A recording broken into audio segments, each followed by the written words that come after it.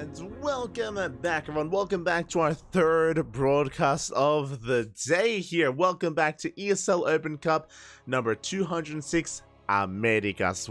Earlier today we were casting the Asia Cup, then the European Cup, and now we're here with the trifecta, with the final Open Cup of the day, the Americas.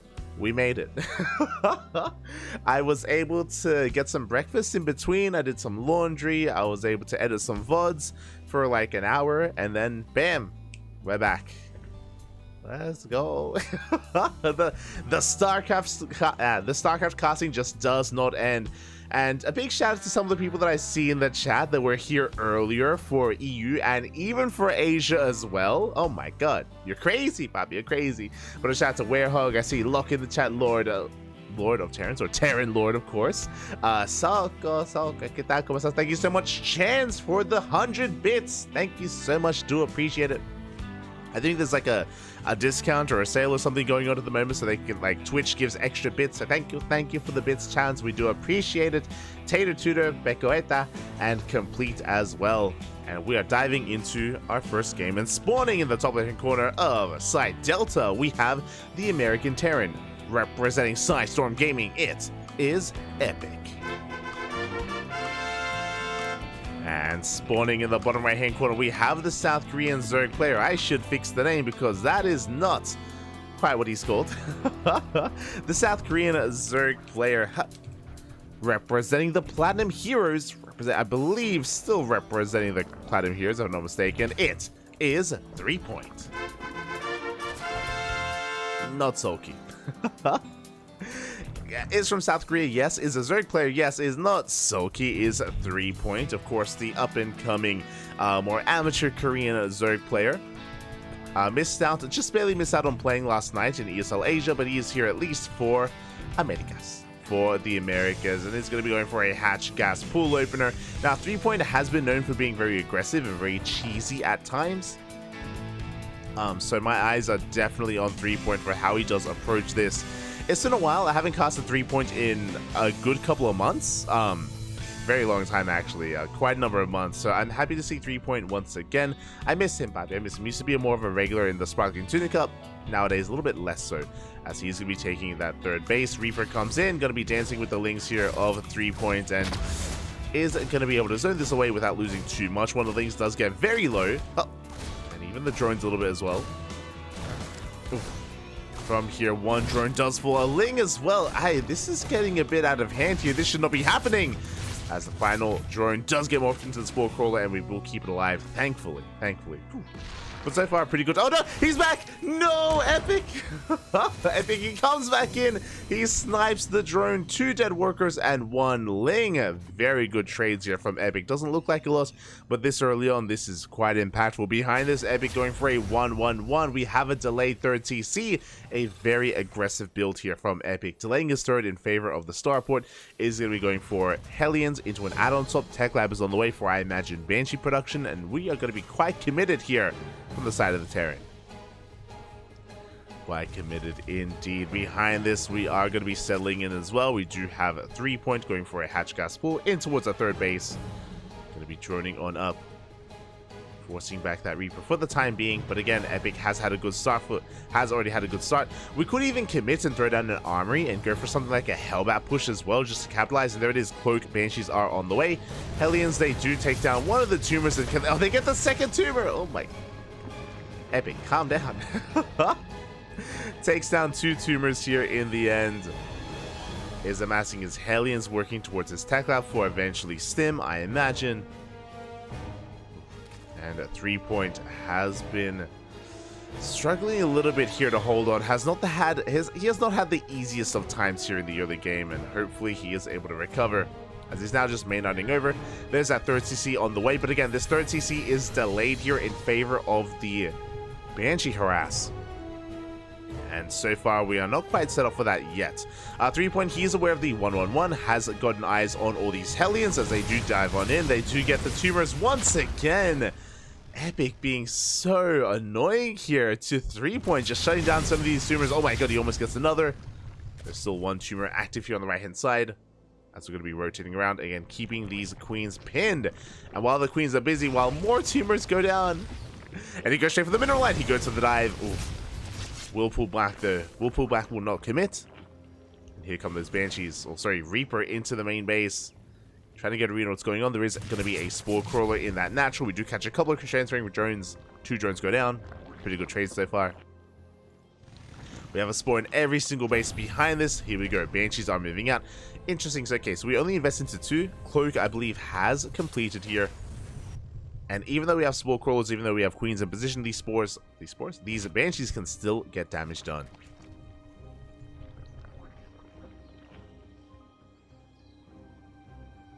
Can still get in there. So we rotate towards that third base. Behind this, Epic working towards his 5-rack setup here, which is going to be pretty standard here on 3 bases. There we go. Banshees, they do dive in. They can one-shot drones. 1, 2, 3 workers already going to be going down. Very nice damage here. We're going to dive on even further. Past the third base, threatening that natural as well. Getting a couple more drones. Queens are getting in position, but again, we can avoid the queens. The Hellions are going for the dive. The queens, the lings, a little bit late to the party. We get into the middle line. Drones are going to get roasted. And how much damage will we get on the lings? They get stuck here at the SimCity. The terrain working against the lings. And we get 10 workers, and we roast up so many of these lings as well. Meanwhile, the Banshees, they're not done. One of them got taken out, but the other is still wreaking havoc. How many dead workers in total? 17 over a mineral line. Oh my god. Not like this. Gonna be 18 drones in total. Behind this, Epic, of course, getting his third base up and running. Working towards, again, his 5-rack setup here, saturating his bases. Tanks are getting in position. And he's going to be hitting a pretty strong timing with 1-1. 1-1 is on the way in a couple of seconds. Will be completed, and we are pushing out with our drop. And 3-point has been stuck. Recovering. Is going into +1 range and +1 carry base. Is going for a roach heavy composition. But before you can get into his roaches, here come the Marines. Marines are rotating over. We do have Stim. Again, we don't want to hit an anti-timing. It's still 5 seconds away. 1-1 just now kicking in. Just in time for the attack. We do get 1 queen. We get 1 queen for our troubles. Again, third base up and running here. I'm curious if we're going to commit to 8 Raxes. We'll keep an eye on the production tab here. So far, we're on 5. We'll see if we take gases at the third base and go for another one of those factories. Until then, 3-point trying to keep up. Trying to keep up. We dive on it. We focus down some of these roaches. A Ravager as well. Very good pickups here from Epic. Meanwhile, Sulky, he is done droning. He's been able to saturate up to 67 workers. He's cutting workers here, and he's amassing roaches. It looks like 3-point, his plan here is to hit a timing with 1-1, roach speed, and just send it across the map. These tanks are in a good position, yes, but we do need a buffer for them. We do need something to defend. Job's coming in towards the north. 3-point spinning up his army. Marines are going to be forced back. So far, 3-point, he is keeping up. And again, he's cutting workers early on. It's looking like an all-in. It's looking like 3-point. Yep, he's about to max out. He's maxing out on pure Roach Ravager. Not the most efficient army, but a terrifying army nonetheless. We have to respect it. Banshees are going to help. Tanks are going to help. We do have a bunker, thankfully, but we need more. Here we go. Sulky is pushing. Sulky? 3-point. 3-point is pushing. Nice. He's sulking game. What do you want from me? Yeah, busting through those rocks. 3-point going to be committing. At the same time, drops, they're going to be keeping back some of the army, delaying this push for as long as we can. Meanwhile, Epic, he doesn't see the main army. He's not ready for this. One of those tanks caught unsieged. And we do have the 360 surround. We unsiege. Oh my god!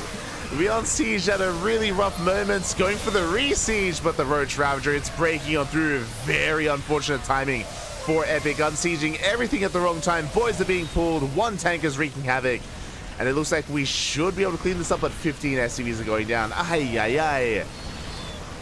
A brutal trade here again. Literally the worst moment to unsiege. He will clean up the Roach Ravager though. But Epic lost his entire mineral line and his tanks in the process. Ay, ay, ay. And he wants to counterattack. He's waiting for some reinforcements. behind this 3 points, rebuilding his roaches. Did lose all his ravagers, bear that in mind. Epic no longer in a commanding position, and now down in workers, down in economy. Big shout out to Y Shark. Big shout out to Y Shark in the chat. Thank you so much. Hope you had a great stream. Hope you had a great ladder session. Hope you had a good time. Welcome to the beginning here of ESL Open Cup Americas. And again, the roaches are coming from behind. They get on top of the tanks. Once again, both tanks go down. Big pickoffs. Biles, they take down the Banshee. Very crisp Biles there from 3 point. Shuts down the Banshees. A massive Doom drop into the main base. That's a lot of medevacs. But I'm not too sure we have enough to really break through all these roaches. Looks like we do. It brings a stim on forward. They avoid the roaches, go straight for the main base. At the same time, a big counterattack. Once again, boys are being pulled, and it looks like 3 point has broken the third base. Cleans up all the SCVs back at home. Epic, does he have enough? He does. He keep pushing. Catches some reinforcements, threatens the main base. Queens are going to be coming in. They're caught off of creep. They can't transfuse. Up. It's going to be close. It's hard to see what's going on underneath all those medevacs, but we are taking the fight. Yeah, we do take down the Queens. We go toe-to-toe with the roaches as well. Epic, can he pull it off with his Doom drop? He's committed. Planetary cross map trying to hold on. Looks like we do clean up the reinforcements. Roach is going down. We take down a mid line. GG gets called, and Epic will take game number 1. Whew. Oh my god. GG. That was close. That was almost disastrous. Again, it's so unfortunate that Epic didn't see the roach push coming, so as it attacked, Epic happened to unsiege all of his tanks. Oh my god, that made the defense that much more difficult for Epic. But despite that, despite things working against him, he was still able to overcome. He was still able to bounce back, counterattack. To be fair, he was all in. He was all in with his counterattack with a Doom drop into the main base. Likewise, so was 3 point, as he also went for a pseudo base trade. But Epic did get out of hand, did snowball out of control. GG does take game 1, but it's the best of 3. Best of 3. We have plenty more games ahead of us. Let's go. Let us go.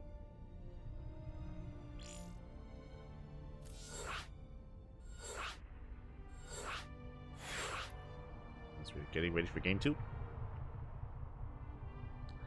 The Direct Strike Arcade. Oh, fair enough. Why Shark? I'm sorry, We Shark. My bad. We Shark. I think that's yeah. We all good. All good. I hope you enjoy Direct Strike. I've never played it myself. I'm familiar with it, I guess. I think it's like a lane arcade game where there are like different lanes and you create like waves of units against your opponent, question mark. Never dabbled too much into it, but hope you had a good time. Hope you enjoyed yourself. Welcome, of course, welcome to ESL Open Cup Americas. Still our first best of 3. And we're getting into game number 2. And spawning in the top left-hand corner of Oceanborn, we have the red Terran player representing Psy Storm Gaming, leading the series 1-0. It is Epic. And spawning in the bottom right-hand corner, we have as opponent, we have the purple Zerg player representing the Platinum Heroes. It is 3 point.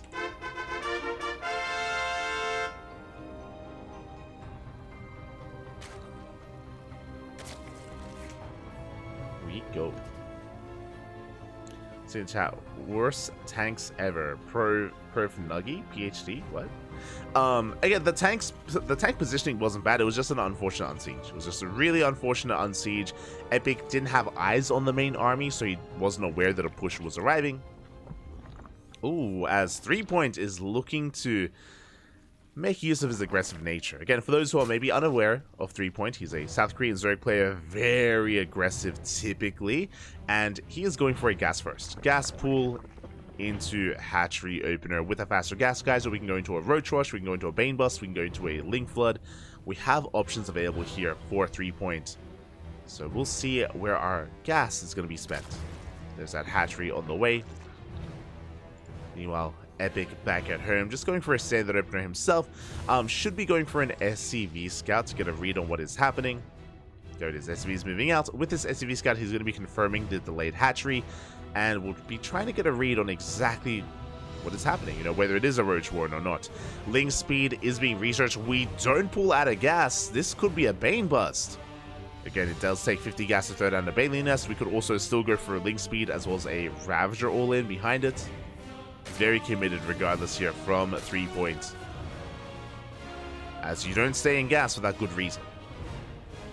So we'll see how that gas is going to be spent. SCV Scout comes in. He does confirm the late hatchery.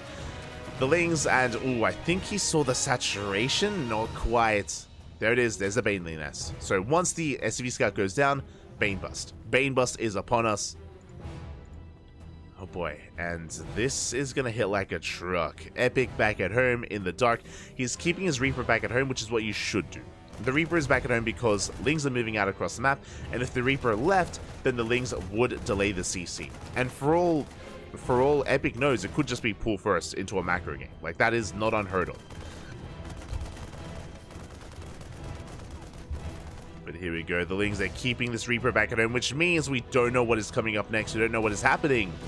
We're trying to keep up with these Lings, but Ling speed is about to finish up. And once it does, we can turn back around and deal with this Reaper. 1 second away. We go for the surround. Epic trying to get the hell out of here, but ooh. Should be shut down. Nice KDA charge. Nice kiting overall. Back at home. Bunker is done. Very important. Hellions are on the way. Thankfully, we're going for a 1-1-1 behind this.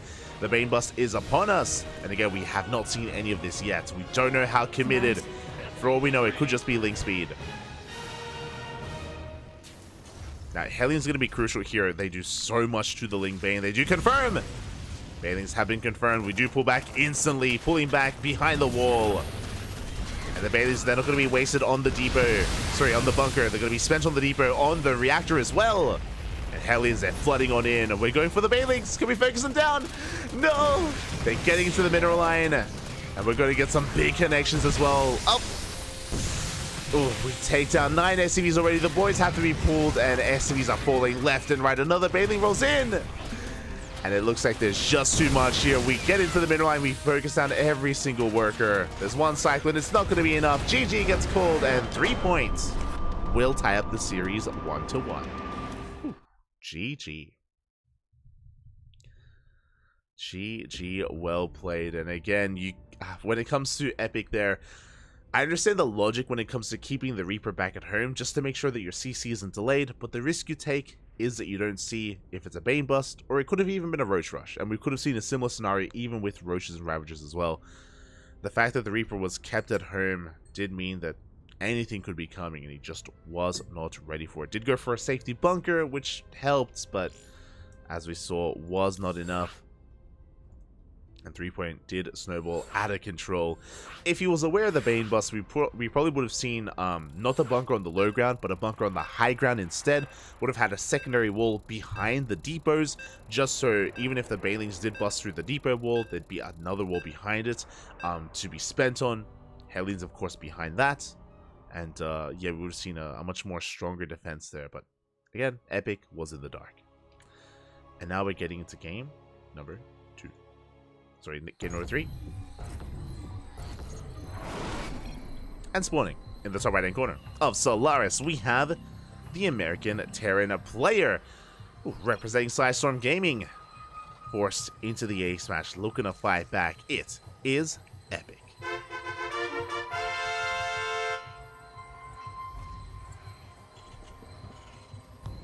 And spawning in the bottom left hand corner, we have his opponent. We have the purple Zerg player from the land of South Korea, representing the Platinum Heroes. It is 3-point. Here we go. Time to get some food. Enjoy your stream. Lurking mode. Oh. Enjoy your food, Papi. Enjoy your food.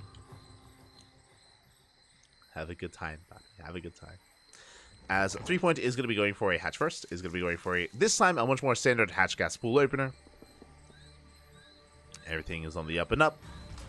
Epic should be going for the same opener himself, going for a Rax Expand with an SCV Scout. This time when the SCV gets across the map, we will confirm the hatchery. We'll confirm the hatchery timing, that everything is looking normal from the side of 3-point. We go.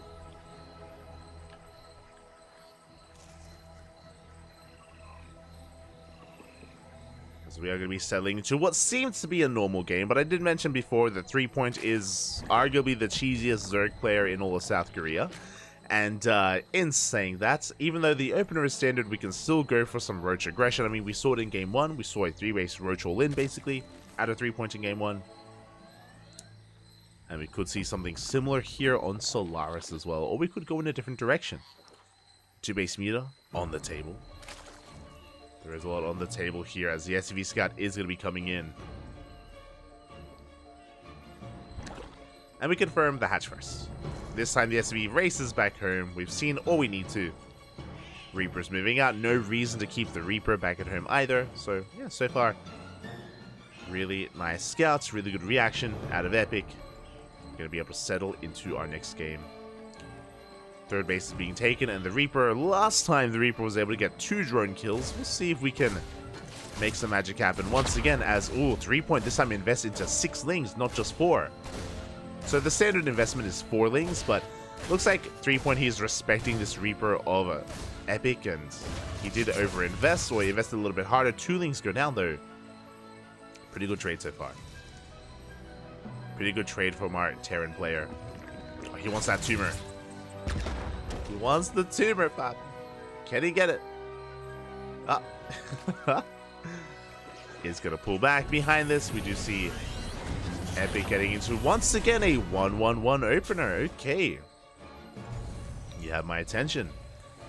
So once again, he's going for a delayed 3rd TC. He's going to be making an abundance of Hellions, and I imagine a Banshee behind this, going for an add-on swap with Banshee Hellion. His goal is to try to pull apart 3-Point, get into a mineral line, and roast up some drones. Last game, I believe he killed 17 drones in total. Was able to just get out of control with his harass and set himself up for success, to be honest. Set himself up for, yeah, really solid Game 1. I mean, I say solid. Really solid position in Game 1. Things got chaotic, don't get me wrong. Things got chaotic afterwards, but the early game was good. It's good from Epic. Borderline epic, if you will.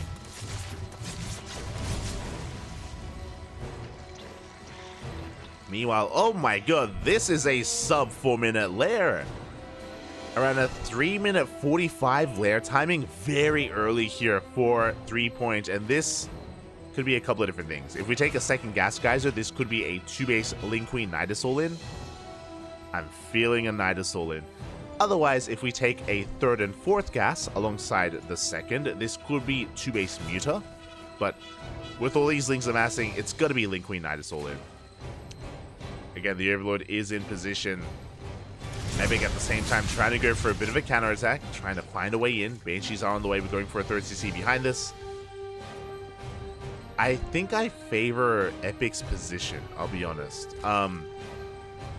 Just because this is not a 3cc. So Ling Queen Nidus all-ins are designed to punish 3cc openers, but this is a 1-1-1 into a 3rd cc. So Epic is going to have additional units. There we go. There's a Nidus on the way. At the natural, so far we have not scouted. We do have a Marine patrolling in the main base. Hellions are looking for a dive. Oh my god, they have to be so careful not to be surrounded. But we have not seen the Nidus yet. Overlord is coming in. Overlord is coming into the main base. We have a massive amount of queens. How many queens in total? 7 queens, soon to be 10 queens. And 32, soon to be 40 lings available as well. The Hellions will dip into the mineral line, but the lings, they do threaten them. Nidus is on the way. Epic, he's pulling back. He's racing back home, pulling the boys as well, but it could be too late. We only have 1 Marine. Only a single Marine here to work with. Cyclone's on the way, and Marauder as well. The Nidus is going to finish. The Queens pop out. Oh my god, and again, Epic out of position. Took a little bit too long to realize what was going on, forcing a cancel in the production. And we have established ourselves. Creep is spreading. Additional Cyclones are on the way. Again, barely any Marines though. Good positioning so far with these Hellions. So far, good positions. We are cleaning up the lings at least. But what about the Queens?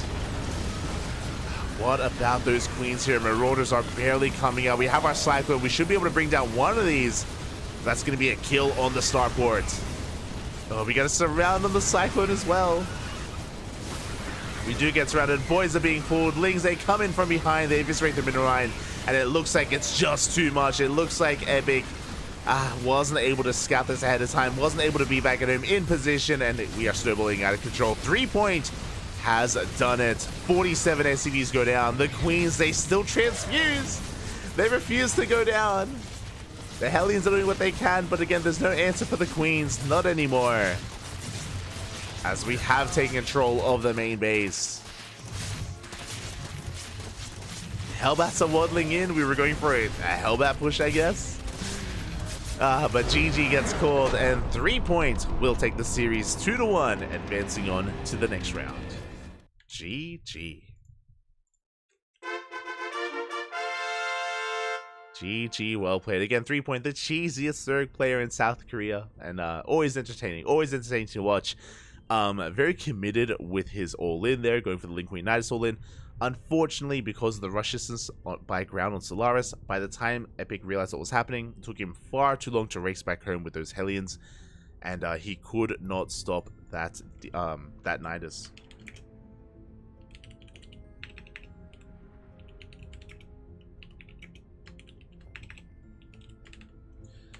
Could not stop that Nidus in the end, and with that, 3-point does advance on in the bracket. And do we have any results? That is the question.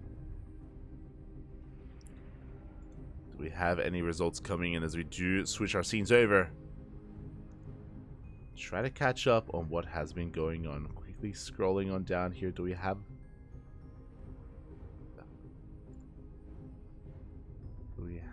something else for us? Okay, from the top. It looks like BioWise versus Riser is about to begin. Honestly, that's a really good series.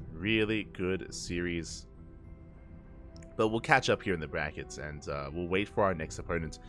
For now, Special, he's lying in wait here towards the upper half of the brackets, and Special is going to be one of the higher seeds. It's going to be Special looking to make a deep run here. Not too many notables looking to face off against him in the upper portion of the bracket. Scrolling down a little bit further, we have Hubsai versus Euthermal. I believe that was casted by Dave. I believe Dave Testa did cover that series. I think they still have to report the result.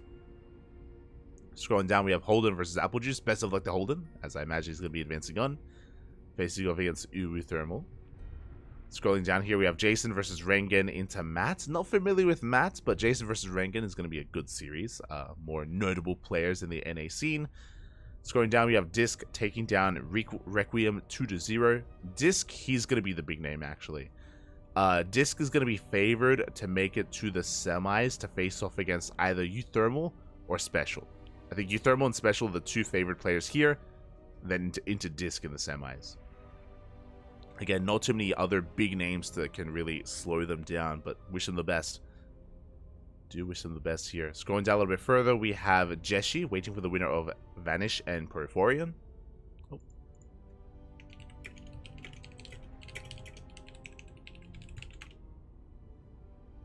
So Jeshi is lying in wait. Big shout to Jeshi. Fun fact, he played in ESL Open Cup Asia, Europe, and Americas. I was hoping that Coffee would be here as well. Coffee made it to the finals of both Asia and Americas. Sorry, Asia and Europe. But unfortunately, Coffee not here, did go to bed. Jeshi, though, pulling an all-nighter. Jeshi literally staying up all night playing in all 3 tournaments. Crazy, crazy. Not many players do that at all. Meanwhile, 3-point advances on over Epic in the round of 16. Going to be facing off against Reaper in the next round. We just got a result. Reaper did 2-0 his opponent. So we have a ZVZ. We have the cheesiest Zerg player in South Korea up against the cheesiest Zerg player in America. Let's go. This is going to be a short ZVZ. I can feel it. It's going to be a short one, Pop. Going to be a short one.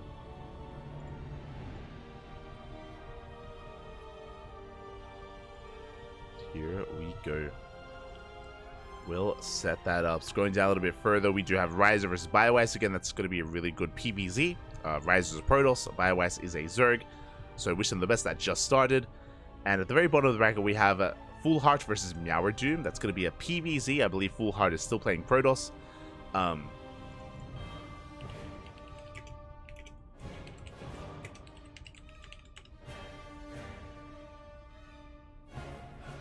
So Full Heart versus Meower Doom is going to be a lot of fun. And at the very bottom of the bracket, we have Wayne.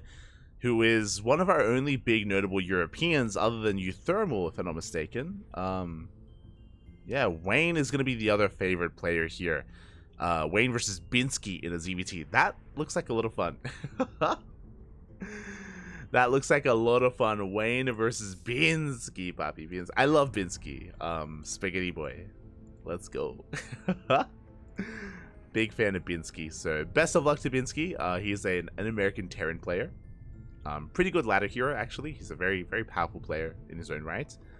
So that is going to be a very spicy ZVT. In general, I would love to get into some Wayne action later on. But for now, our attention is on 3-point and Reaper. Let's go. Where is it? Down. Yeah, down here. Yeah. Into Jeshi, I imagine. Or Vanish or Porphyrion. Upsets, they do occur from time to time. They can happen. I want to believe. Do you want to believe? Although just slipping into some DMs, making sure that I'm able to keep up with some of these players.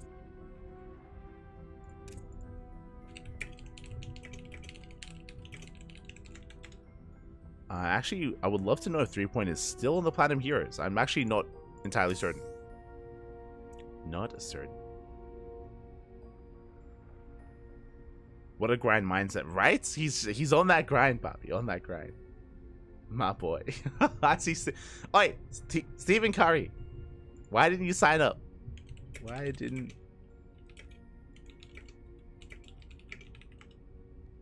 Este Stephen Curry. He's a South Korean Protoss player. Protoss. But for now, I am going to be going on a short break. For now, we're going to be going on a short break. I believe Reaper and... Oh, no. Yeah, I believe Reaper and 3-point are currently conducting their vetoes. And once they're done, we will be jumping into a ZVZ. So until then, see you soon. Enjoy the Brutal OST. Huh.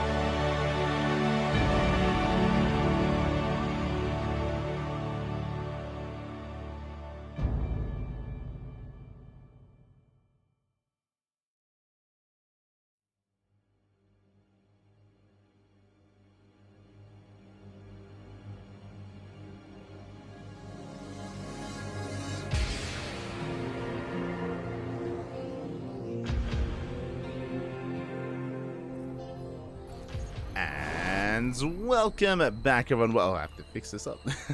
Welcome back, everyone. Welcome back to the ESL Open Cup number 206 Americas, our second matchup of the broadcast. And spawning in the bottom left-hand corner of Solaris, we have the American Zerg player, the cheesiest Zerg player in all of the Americas. Representing Team Gosu, it is Reaper.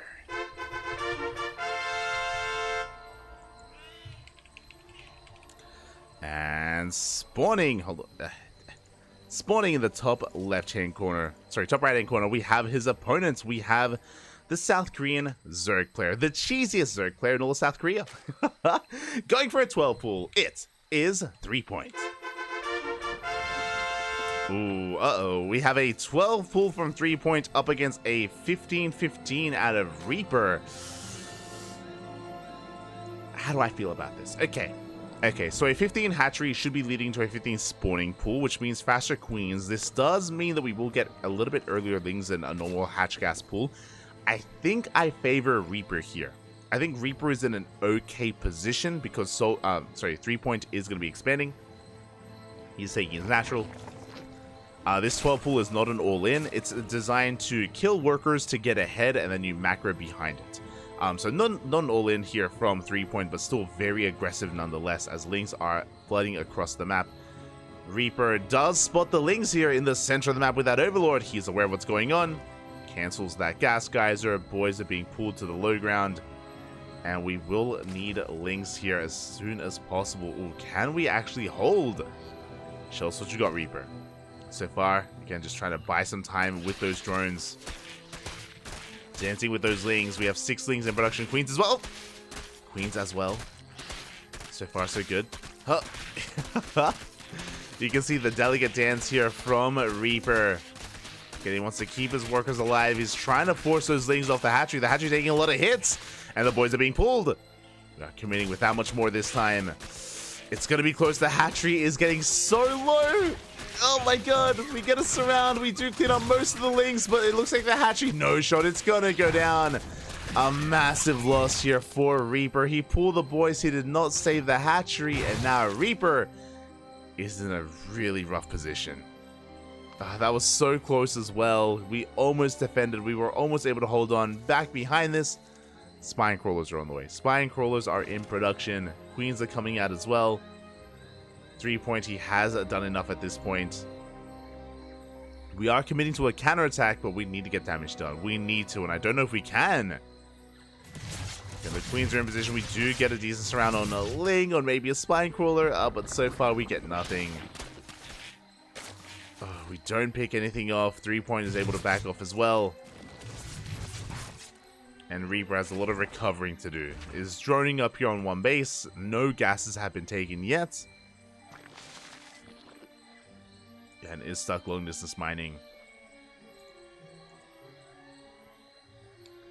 So a really nice start here. Really nice start from our purple Zerg player.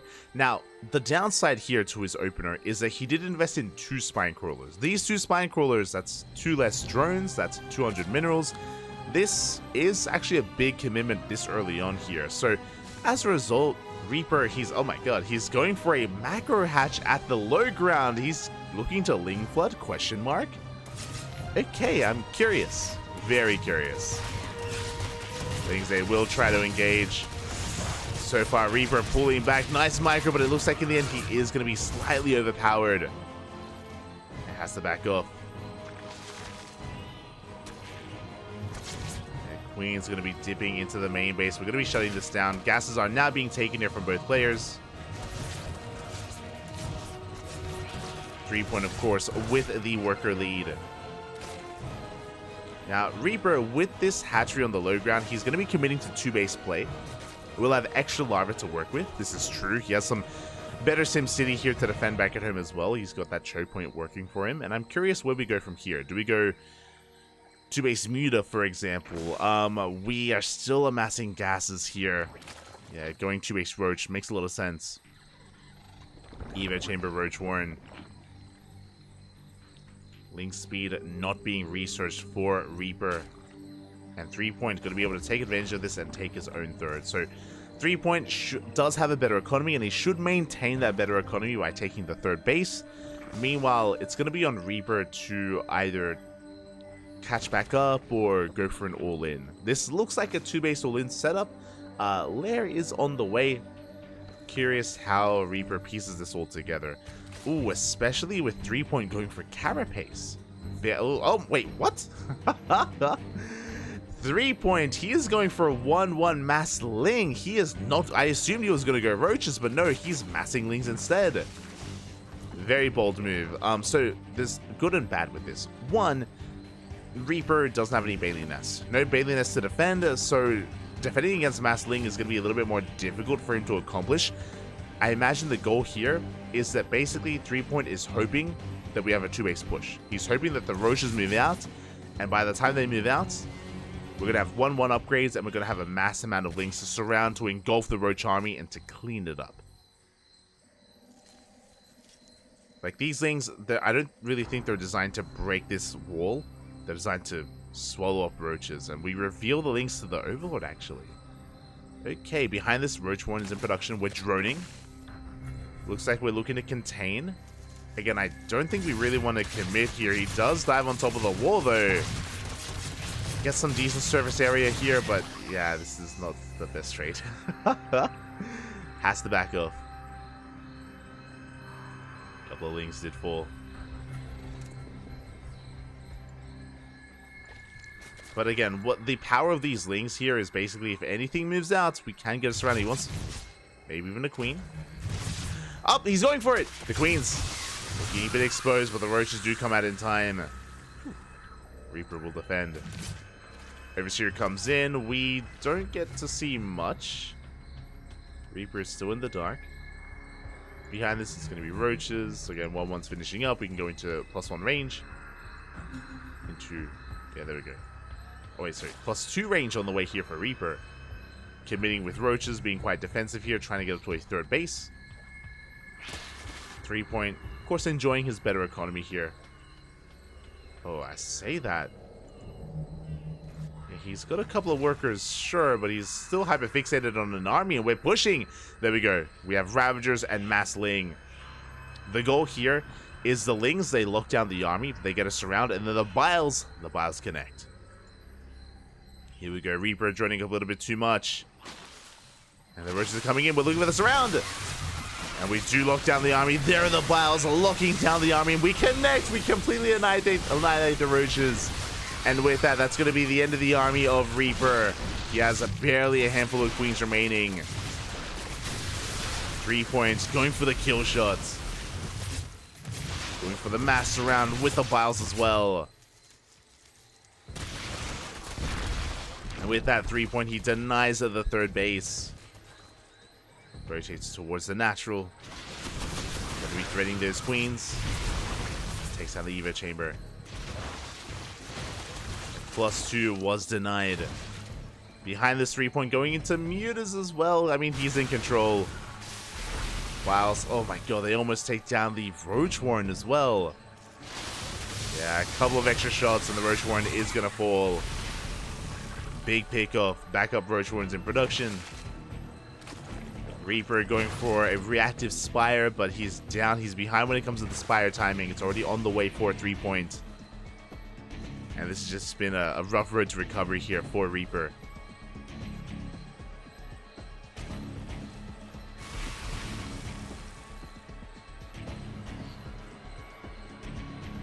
Behind this 3 Point, he backs off. He's banking up plenty of resources. He's taking his gases. He still hasn't droned too much. Oh wait, no, sorry, he has. He has finally saturated his third, and with this economy, we can afford our mass Muta. There it is, 11 Mutas are on the way. That's going to be the kill move. The Mutas, they may even arrive as the Spire finishes for Reaper. The Spire is a Hail Mary play. There is potential in the Spire if we were still committed to Roaches, but as we know, 3 Point kind of beat him there. Did it beat him there in the end?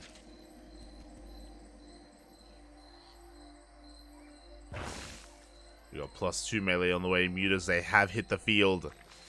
Moving out across the map. We could try to shut down some of these overlords, but nah, we go straight for the kill. We're getting into corruptors. I'm loving the reactive corruptors here from Reaper. But it may just be too late. We dive on the queens, clutch transfuse. We do keep the queens alive, but we catch a couple of drones, and we may be even able to force a cancel on this base. So now we're going to be zoning these mutas away. So far, these mutas haven't achieved too much. They've killed 3 drones. Corruptors have arrived. Oh, nice catch, and we do take down 2 mutas. Very nice pickups here. We will come across these overlords. And we will eventually shut them down. Behind this, we got +1 air attack on the way. We're working towards 2-2. Still massing Lings, still massing Ravagers. Now, Reaper, he can actually pull this off. We are pushing out with our queens. And sure, Reaper, he may have been stuck on a 45 worker count, but the army is terrifying.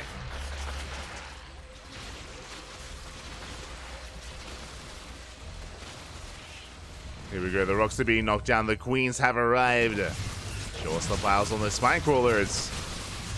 Blaze are going to try to get us around. The mutas, they commit, files going to be connecting. Ooh, they take down the queens. Yeah, they take down the queens, and we're trying to gain ground as well. Reaper going to be able to kite back, though.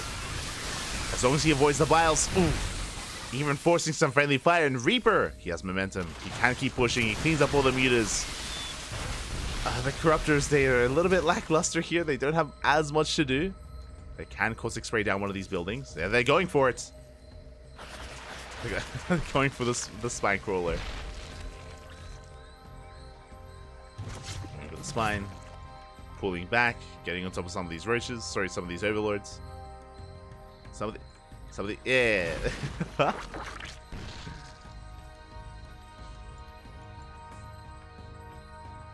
That 3-point is committing, but he's running to a just massive roach army. Again, I don't know how Reaper does it, but like Reaper, he's still on a very low drone count, but he's able to max out. I say max out. He's able to keep up in armor supply. Maybe a better way of putting it. Corruptors are looking for more damage. We could just go straight for that hatchery. Oh, we don't want to get caught out. The vials. Oh, vials not quite connecting. Reinforcements are coming in as well. The corruptors, they do turn back around. Ooh. The vials do not quite connect. Yeah, we dive on top of this army. Reaper, he's going to be able to clean this up. Oh, it's so close. So very close here, but Reaper, he does get on top of the Ravagers, just barely avoids the vials. Still so committed. The longer this goes on, the worse it is for Reaper. We gotta just send it. Spores have finished. This base here, still not scouted. We haven't seen it. Now we have. Again, 3-point on a 4-base economy. Vials gonna be zoning back the army as well. Not quite connecting, but the numbers are in favor of 3-point again. The longer this goes on, the better it is for the purple Zerg player. Now the hatchery's gonna be biled down, or caustic sprayed down. But there's just too much roach ravager here. Reaper, it was impressive what it was able to accomplish. Very impressive what he was able to accomplish, but just not enough. At 3-point, he's breaking through, breaking free. The vials. Oof, my God. Massive vials on the Ravagers. If only the Corruptors could help. Help us, Papi, help us. And GG is going to get called. 3 points. We'll take game number 1. Whew. GG. GG, well played. I'm catching up with the chat. No way, right? No way. Oh my God, it was impressive. It was very impressive what Reaper was able to accomplish there, again, despite being at such an economic disadvantage throughout so much of that game as well. But he was able to trade well against the mutas. Like the mutas that were lackluster, they were kind of, yeah, they were not worth it at all for 3 points. The muta investment just wasn't worth it. On top of that, we were able to trade efficiently against the Lings. The Queens were able to take part as well, and I think there was even some friendly fire with the Biles of 3 points, so really impressive stuff. Impressive stuff, but alas, 3 point did take the win there. Was able to take advantage of a 4th base that was completely uncontested. Just a free mining 4th for so long. But here we go, we're getting into game number 2. That'd be a crazy, it was almost a crazy comeback, almost.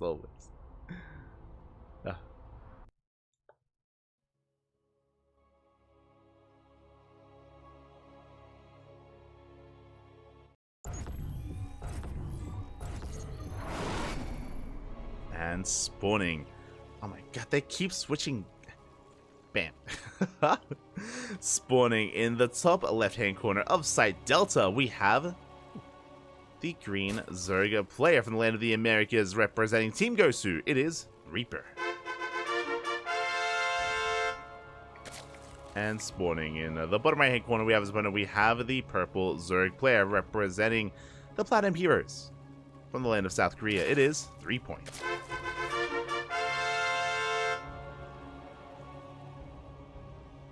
Here we go.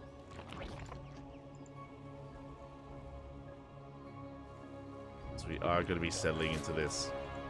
Once again, we do have a more aggressive opener here. So I'm not too sure what it is, but Reaper, he has been quite in love with the 15-15. It's going to be 15 hatch into a 15 spawning pool here. Once again, 2 games in a row. Meanwhile, this game, 3 point is not going for a 12 pool. It's going to be a gas first. Gas first build here from 3 point. As a result, this hatchery is going to finish. Queens are going to pop out. So Reaper is going to have a much easier defense this time. The downside with a gas first, this can go into a couple of different ways. Now, this should be a Ling Flood with a Bane Bust all in. It should be a Ling Bane all in from 3 point. The other avenue here is that we could rush into a fast Roach Warren. This could be a faster Roach Warren here. And we could go for a Ling Roach all in, which is not unheard of either. We can go one way or the other. Regardless, aggression. Aggression is upon us. We have the gas for it, and there it is. Ling speed is on the way. Lings are amassing, and we still have not pulled out of gas. Not pulled out of gas. Once we get 50 gas, that's when we throw down the Bailey Nest, and that is when we just hammer down that Z key. Oh boy.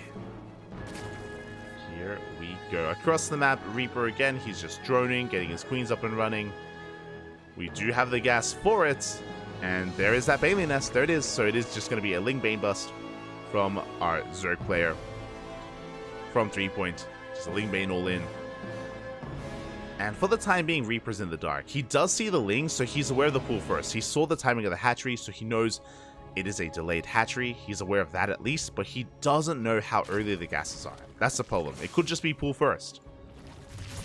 So Reaper is not aware how committed things are, but he is going for a safety Bailey Nest. Wise choice here from Reaper. He actually went Bailey Nest before Ling Speed. Very defensive here by Reaper. And reading his opponent very well. Again, we mentioned it before, 3 point is the cheesiest Zerg player in South Korea. So there we go. Spine Crawler on the way. Reaper so prepared. We're amassing Lings and we're soon to pull the trigger. Bailings are morphing in. We're going for it. We are going to be going for it. Spine Crawler is going to be finishing up just in time. Queens are on hold position here at the ramp. Bailings are morphing in as well. Reaper, he has the tools to defend. But what about the execution? So far, not a bad Bailing connection, but some of the drones do get caught out. Bailings! Up! Oh my god. So far, trading 2 for 1. And Reaper will hold. Behind this, we need a drone. We need a drone as hard as we can. Likewise, 3 point is droning as well. But again, so far, a good defense. What's important is that Reaper still hasn't invested into Ling Speed. So it looks like Reaper may just skip it and go into Roaches instead. And get it set up here on 2 bases. Likewise, we do have 3 point with more map control, but no, we're going straight for a very fast lair. Okay. Sub 4 minute lair timing, taking all 4 gases as well. Now, upon seeing all 4 gases, this looks like 2-base Muta. This very much so feels like 2-base Muta. We should be walling up in a couple of seconds. Basically, once we do get to the halfway mark, we should be seeing an Evo Chamber and a Roach Warren. For now, no, we are avoiding the tech here. Okay, just straight up Muta play, just straight up Spire. Like, usually you wall off here at the natural and you hide it. Usually you hide your build, you make it look like roaches. But 3-point, he's just so, yeah, he's just so in your face with it. Like, he's not hiding anything. So brazen, that's the word that I was looking for. Very bold, very brazen here from 3 points. Yep, straight for the Spire. We're not hiding it at all. We're not afraid to really flaunt what we got. I mean, there's no link speed, so we can see that there's just very limited scouting information. Spine Crawlers are being thrown down. Reaper is going to base Roach, which makes plenty of sense. Roach Warren is done. 15 Roaches are on the way. Reaper's going for an all-in. Reaper is cutting workers here at 25. 25 drones, that's all he has. Overseer should confirm this. We should see the lack of saturation immediately. More Spine Crawlers. Yeah, we need a Spine Forest if we want to survive. The Spire is still on the way. No Roach Warren. No nothing. We're fully walling off. 3-point, he realizes how much danger he's in. And we're committing. We're all in. Either Reaper breaks and kills 3-point here and now, or 3-point survives, gets into mutas, and it's going to be his game instead. Oh boy. It's going to be very close here. Have we seen the spine wall? We have, for the most part. Bailings are on the way. Roaches soon rocking up as well. Spire is finishing. We're on a timer. We gotta go. The wall has been revealed. The spines, the Evo chambers, the transfuse. Queens are barely holding on here, but we're breaking through. Yeah, the queens will fall. The spine crawlers soon thereafter, but do we have enough left over?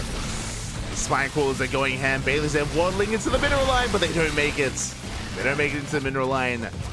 Spine crawlers are being focused down, but the mutas, they are soon to arrive, and we have been able to keep these drones alive. Yeah, GG gets called. Reaper unable to break his opponent, and 3-point will take the series 2-0. GG. GG, well played. Oh, like such a risky way to play here from 3-point, to rush into the 2-base muta without, again, having a care in the world as to hiding it. His opponent, of course,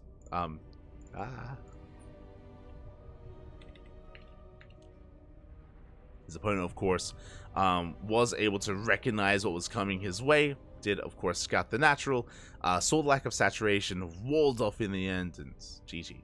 GG, well played. Ooh. With that, congratulations to 3-point.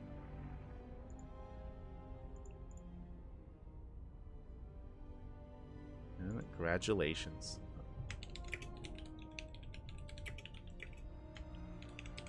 Oh, and we are heading over to the Korean server because I believe 3-point has an opponent, I think. He does. Oh, we gotta go. We gotta go, papi. 3-point has an opponent lying in wait here. It is gonna be a ZVP between 3-point and Jeshi. Oh boy. And I'm curious to see how Jeshi is going to be able to defend, how he's going to be able to survive the chaotic nature of 3 points.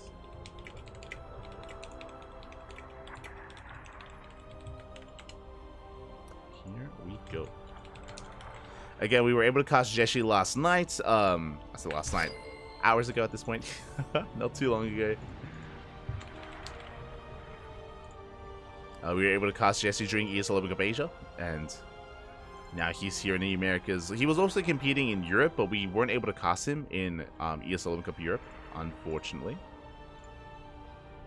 But we have finally reached the quarterfinals, and we do have a couple of updates. We will try and quickly go over them while we have a couple of seconds. Alright, from the top, here we go. We have Special working his way through the brackets. Looks like he's up against Zesty here in the round of 16. Soon to be going up against the winner of Euthermal and Holden. Wish the best of luck to Holden. Holden, he has dropped by the channel from time to time. Best of luck. He is an up-and-coming player from the Americas. Protoss player. Wish him the best. Meanwhile, we have Jason versus Matt. Unfamiliar with Matt, but also wish him the best here against Jason, who's more of an established mainly streamer, but also been focusing on improving and improving at StarCraft. both in play and in stream quality, of course. Winner goes up against Disc. Disc lying in wait there in the quarterfinals. Scrolling down a little bit further, we have our series, Jeshi versus 3-Point. And scrolling down a little bit further, we have Riser versus BioEye still ongoing. Meower Doom versus Wayne in a ZVZ. That's a spicy one. Best of luck to both Meower Doom and Wayne. Amazing players in their own right. Winner goes up against the winner of Riser versus BioEye. I'm not too sure who I favor.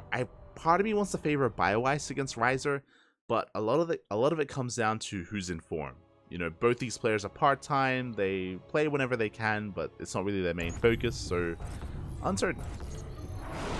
Uncertain who is favored between BioEye and Riser, but here we go, we're diving into our next series, and spawning in the top left-hand corner of Oceanborn, we have the Chinese Protoss player, the red Protoss, representing Dragon Kaizi Gaming. It is Jeshi. And spawning in the bottom right hand corner, we have his opponent. We have the South Korean Zerg player, the cheesiest Zerg player in all of South Korea, going for a 12 pool, because of course he is. It is 3-Point for the Platinum Heroes. Here we go. So this is a ZVP. I saw someone in the chat was asking for get Gibbs some Protoss. We're gonna get it, but this is not the Protoss you want. Jeshi does. Oh god, we're going for a hatch. We're going for a proxy hatch. 12 pool alongside a proxy hatch. Jeshi checks the triangular third base location before going into the main base. Makes sense, but this does mean that he's gonna be a little bit late to scout that the spawning pool is done, and aggression is upon him. Here we go. Probe coming down to the low ground already. We do have to wall off. And we should be able to wall off in time. There we go. The drone does not manage to throw down the hatchery, but will be able to slip in and throw down the hatchery here towards the natural, blocking that natural base. Okay, so initially, as you saw there, 3-Point wanted to throw down the hatchery here to disrupt the wall, to allow good surface area on this gateway to bring it down. Instead, he had to settle for a hatch block here, which is a little bit less than ideal. Jeshi did respond with a forge. So with a forge first, we have cannons on the way. Cannons are going to be helping to deal with this. Top defend. There we go. The first cannon is in production. Lings have arrived. The Zealot is going to be on hold position. Ooh, but that's some good surface area on the forge. Ay. SimCity here, less than ideal for Jeshi. He does have to dance with the Lings. As we get very comfortable to be surrounded. No! The surround is real. The Zealot is gonna go down. We do manage to wall off, and the cannon should finish. But the probe falls. We do get a second Zealot. The Forge taking a lot of hits, but it will survive. It will survive in the end. Behind this, 3-Point hasn't been droning. He is taking an expansion, but he's still making Lings. Still just amassing Lings. This hatchery very close here to finishing. And it looks like we're gonna let it finish. Oh my god, the Adept is crazy! The Adept! No! Gets surrounded as well. Shade should save it. Alas, it will not. Big overextension there by Jeshi. Hatchery does complete. We do still have one cannon, but there we go. Second cannon is on the way. That Forge very low. And 3-Point is still not droning. The Lings are getting in. That is Nartosis Pylon. Oh my god, if the hatchery goes down, I think we want to use the Broodlings to kill the Pylon. We're going for it! We're going for the Zealot instead. A little bit of everything here. Not the best use of the Broodlings. The Broodlings are gonna run out of time. We're holding. We are defending. GG gets caught. Jeshi will hold. Will survive, and we'll take game number 1. Whew. Let's go. Let us go. See in chats, I haven't seen 3-Point in such a long time. Nice. Yeah, exactly. Like, I haven't casted 3-Point in months. I'm curious. When was the last time I casted 3-Point? Let's double check. Maybe like qualifiers? Let me see. Oh god. My hand is cramping from observing this for like 12 hours straight. 3 points. Let's see. The last time we casted 3-Point was ESL Open Cup Asia 198 in October. So it has been a couple of months since the last time we casted 3-Point. Before that it was September. Before that it was 2022. the jump, oh my god. There's a leap from, okay, we casted him October, September, then November of 2022. Jesus. Long time, Bobby, long time. But love for 3-point. Always. And here we go, spawning in the top right-hand corner of Hecate, we have the Chinese Protoss player representing CranKy Z Gaming, leading the series 1-0, surviving the 12 pool. Can he survive game 2? It is Jeshi. And spawning in the bottom left-hand corner, we have his opponent. We have the South Korean Zerg player going for a 15-15 instead. Representing the Platinum Heroes, it is 3-point. There we go, 15 hatchery into a 15 spawning pool. This is, again, a very safe way to open up here in this matchup in ZVP. It's just a very safe way to play here. With this, we do get our hatchery on location, not forced to take the unnatural natural. And the downside here is that it is going to be a delayed gas. Delayed gases. Oh no, my apologies. It was a 15 hatchery into an extractor trick, yes, but not for a 15 spawning pool. Okay, so a different variation. So we do get the hatchery on time. With this variation, it does mean that you don't delay your gases. It means you manage to get link speed at a pretty decent time. So link speed is going to be prioritized here with that gas. And again, 3-point is able to get his natural where he wants it to be. Meanwhile, back at home, Jeshi getting into a gate expand, into the cybercore, standard opener from our Protoss player. And again, Jeshi should be playing a little bit more. It's weird saying that the Protoss is going to be reactive, but I do think it's very important here for Jeshi to just keep an eye on what his opponent is up to. When it comes to base timing, saturation, tech, gas counts as well. A player like 3-point is, again, just very chaotic and very unorthodox, and I feel like we need to keep an eye on him. Here we go.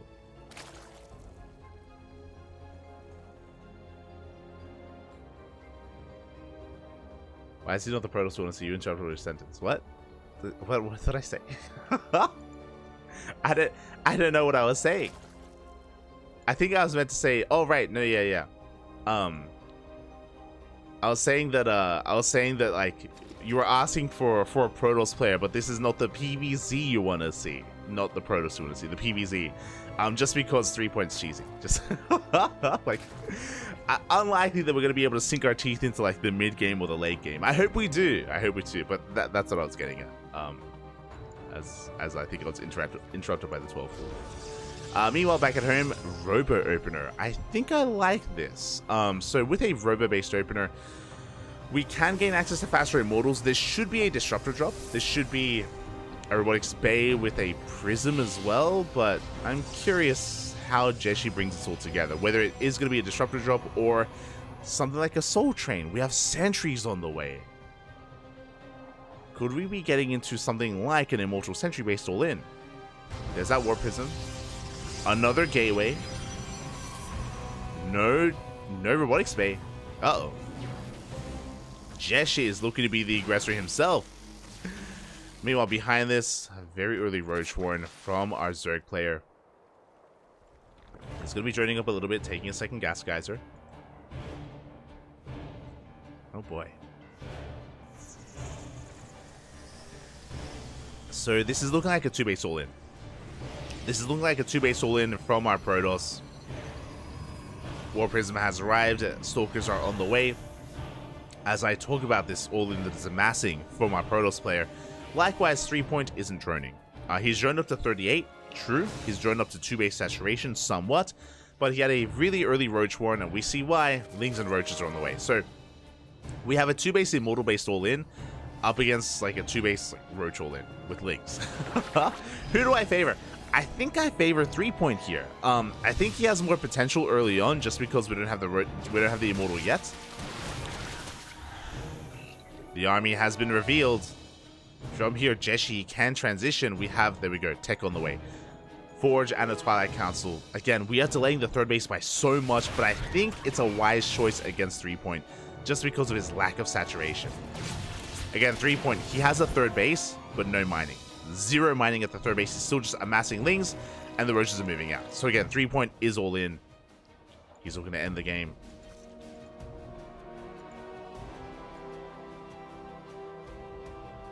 Here we go. We are going to be threatening that natural. Going to be recalling the prism back home. Do we have a shield battery? Shield battery just now on the way. Third base is denied, and 3 point is looking to bust down this one. We do have a force field. Oh, clutch force field, but it's going to be knocked down. We have another. We have another just barely in time. The Immortals are focusing down the Ravagers, and it looks like Jeshi, he is barely holding on. Very clutch force fields. Oh my god, even juggling with these Immortals. Trading. And he does force back the Zerg. Now we drone. 3 point is all in has failed, and now he is droning as much as he can immediately. Lair is on the way. Evo Chamber as well. This is going to be a rough transition for Jeshi, especially considering that we already have +1 in charge on the way from the Protoss. On the one hand, yes, the Protoss is stuck on 2 bases and this third base is delayed. That is true. But I do want to favor Jeshi in this position here. But as I say that, we could deny that third. That's a lot of lings. The lings are pushing forward. Do we have the prism? We don't have the prism, but we don't need it. Apparently. So we're able to hold on. Lings are forced back.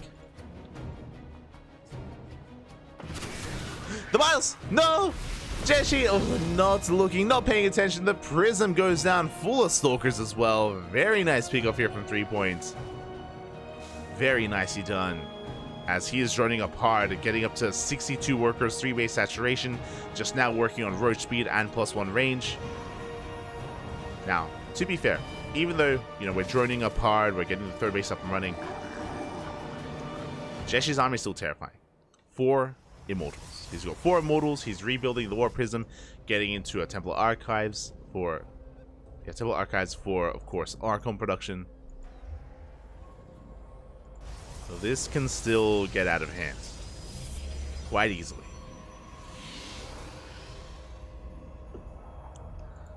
This can get out of hand here, depending on who pushes into who. Roaches are going to be scouting, just poking, prodding, checking what's going on. Good force field here from Jeshi. Shutting down those roaches.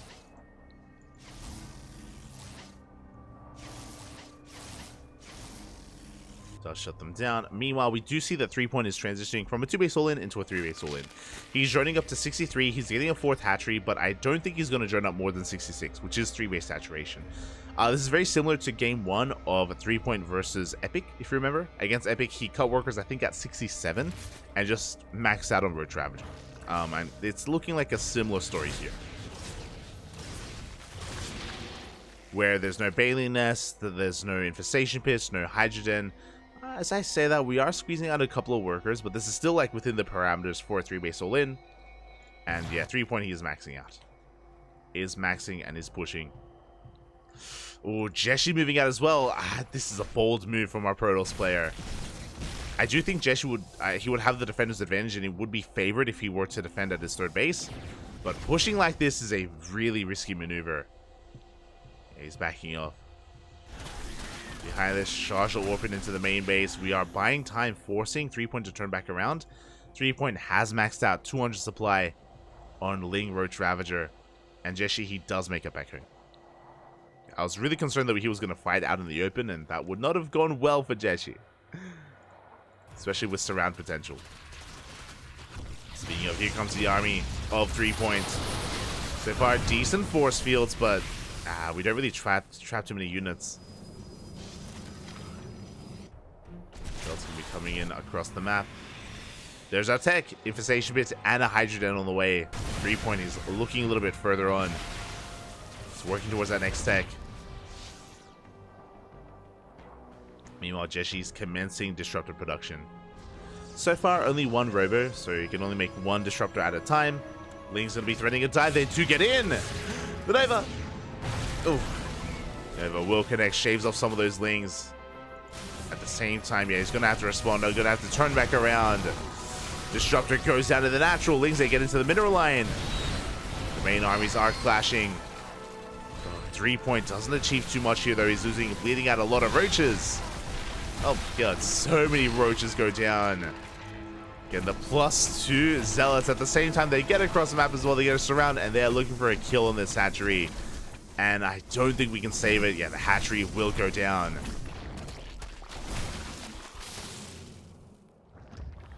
And now Jessie can push. Now, I appreciate the tech here going into Hydra Lurker Viper. We're trying to get there, but because of the delayed tech, because of the delayed droning, Jessie's pushing first. Jessie is pushing first before a 3-point can really get into any kind of Lurker production. The massive amount of Zealots warping into the main base. At the same time, the main army pushes in. Show us the Nova! Purification Nova is here and will connect you with one of these roaches with the Ravager. The Immortals are looking a little bit exposed. They do take some blasts to the face. Archon stuck behind the army as well. We're trying to break through. Let the Archons get involved.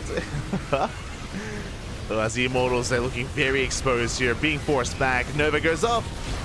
Does connect with some of these Hydras. But it looks like Jesh is being forced back. Despite that, though, 30 drones go down. The 4th base was killed earlier, still not up and running. And it looks like we have too much. GG gets caught. Jeshi snowballs out of control. And we'll take the series 2-0. GG.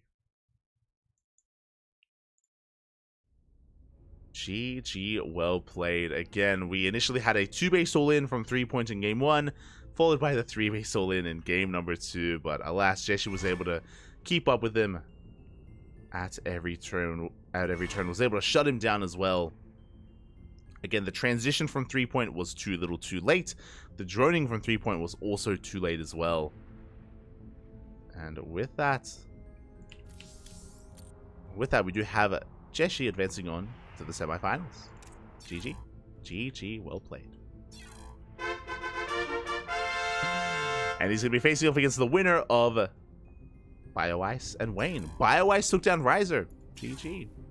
Did go to the ace match. I was having a really hard time calling who would be favored there.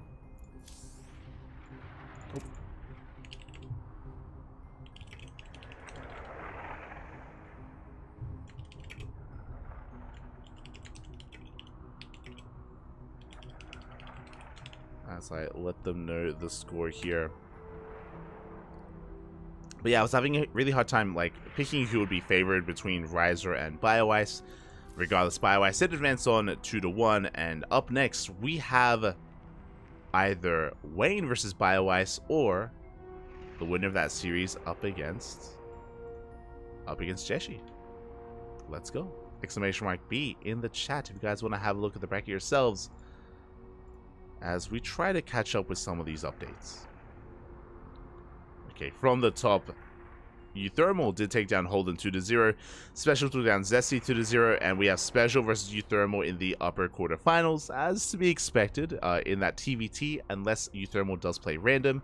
That series is currently underway.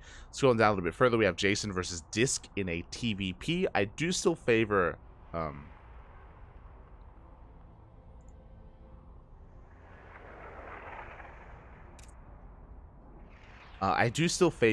Disc overall. So best of luck to Jason, but Disc is going to be coming in as a heavy hitter, looking to make it through. Looking to make a deep run into the semifinals. Scrolling down a little bit further, we have our own matches here as Jeshi's in the semis, and BioIce or Wayne looking to face off.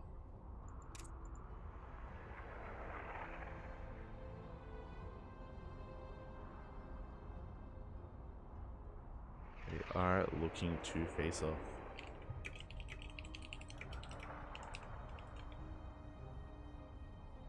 And I'm going to just slip into some DMs and try to find our series. God, I need to sleep after this. I'm not going to lie. My pinky finger, so, my pinky finger, these 2 fingers here, because I use them when holding the mouse. I've been observing for how many hours? Over 12 hours now. Let's go. And starting to hurt a little bit. Just a little bit. It's fine. We like the pain. We like it, Papi.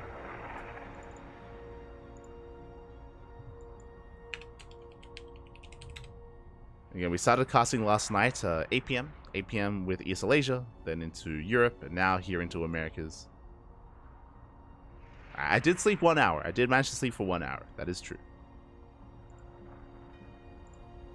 We're getting there.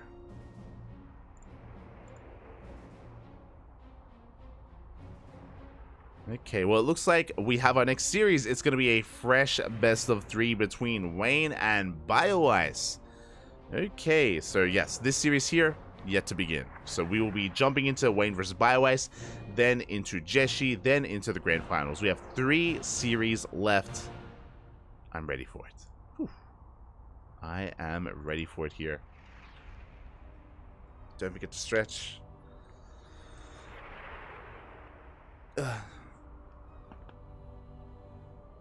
Oh my god, my neck is so stiff after casting.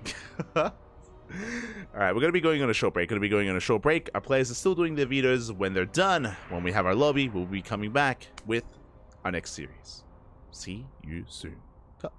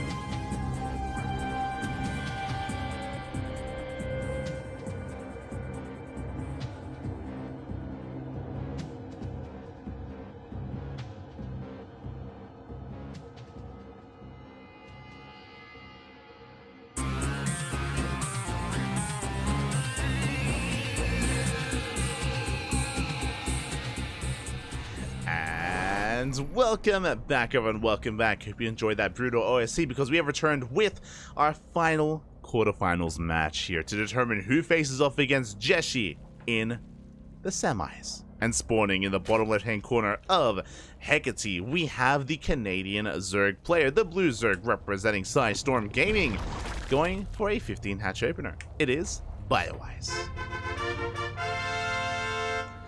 And spawning in the top right-hand corner, we have his opponent. We have the red Zerg player representing Starlight Twinkle. It is Wayne. Big shout out to Wayne. Of course, he was here earlier competing in ESL Open Cup Europe. We were, of course, casting him earlier in the day, where he had a deep run, but he did meet his end to a Protoss player. Did meet his end, I believe, in the quarterfinals match, or did he make it to the semis? I think he made it to the semifinals. Did make it the furthest that any other Zerg player had gone, but did not quite make it to those finals. Did fall to Cristiano in the end. But Cristiano isn't here. There is no Protoss to stop him here, so we'll see if he can go a little bit further here in the Americas Weekly, as he is going to be going for a hatch, gas pool, standard opener. Standard opener out of Wayne. Meanwhile, BioIce just going for a 15 hatch into a gas into a pool. Let's go. Sorry, 15 hatchery into pool into gas even. So yeah, with this we are just getting into our openers here, and yeah, I mean, usually our players are, at least usually Wayne is the aggressor in ZVZ. Usually he's the one kind of dictating the pace of the game. I haven't casted BioIce in a long time. I think the last time I casted BioIce was in the NA qualifiers of DreamHack Atlanta? Maybe? It's been a while. Which would have been October. And even then, I don't think I casted him in ZVZ. I think I casted him in some other matchups instead. I may have casted him against one of our boys, against Dolan, one of our Terran players. You know what? I have the technology. I can check. Okay, last time I casted BioIce was not in October. It was back in, oh my god, back in June. Back in June, it was the Summers qualifier, ESL Masters Summer qualifier. It was BioIce against Cats, and BioIce had his way with Cats. So it's been a hot minute. It's been a couple of months. It's been half a year. It's been half a year, but I'm ready for it. We are going straight into a lair, by the way. Oh my god. No, the drone not quite in position. We do not deny the scouts. Wayne gets into the main base, gets a full scout of everything in the main, does confirm the lair timing. Is aware. And I'm curious what we're going to be doing with this lair as well. So far we haven't taken, there we go. I was like, where are the gases? Are we just going straight up 2-base muta? That's what this looks like. 2-base muta out of BioIce. Meanwhile, Wayne can't really punish it too much here. He skipped link speed. Oh. Or had delayed gases. He's going into his own fast lair. Are we crazy enough to go into our own muta production? Lair is done. We're waiting a little bit more for additional gases here for BioIce before we do commit. And we will be going for that Spire, I imagine. Overlord's going to be zoned back. We have the money for it, and there it is. There is the Spire. So 2-base muta out of BioIce. Wayne, his reaction, his response, as he loses one drone back at home, is to go into 2-base play himself. I mean, I say that. He has a 3rd base, but he goes straight into a lair. +1 range is in production, and we're going for a Roach Warren. So I'm curious. The Spire is well underway. I'm curious if Wayne can try to punish this before the Spire finishes. Like, Wayne did get an early scout, that is true, but it's going to take a while for Roach production to really get underway. We have an Overseer. So Wayne, he actually isn't aware if his opponent is going 2-base Roach or not. So he's not fully aware of the muta play yet. Still has to confirm that. And we'll be confirming with his Overseer scout.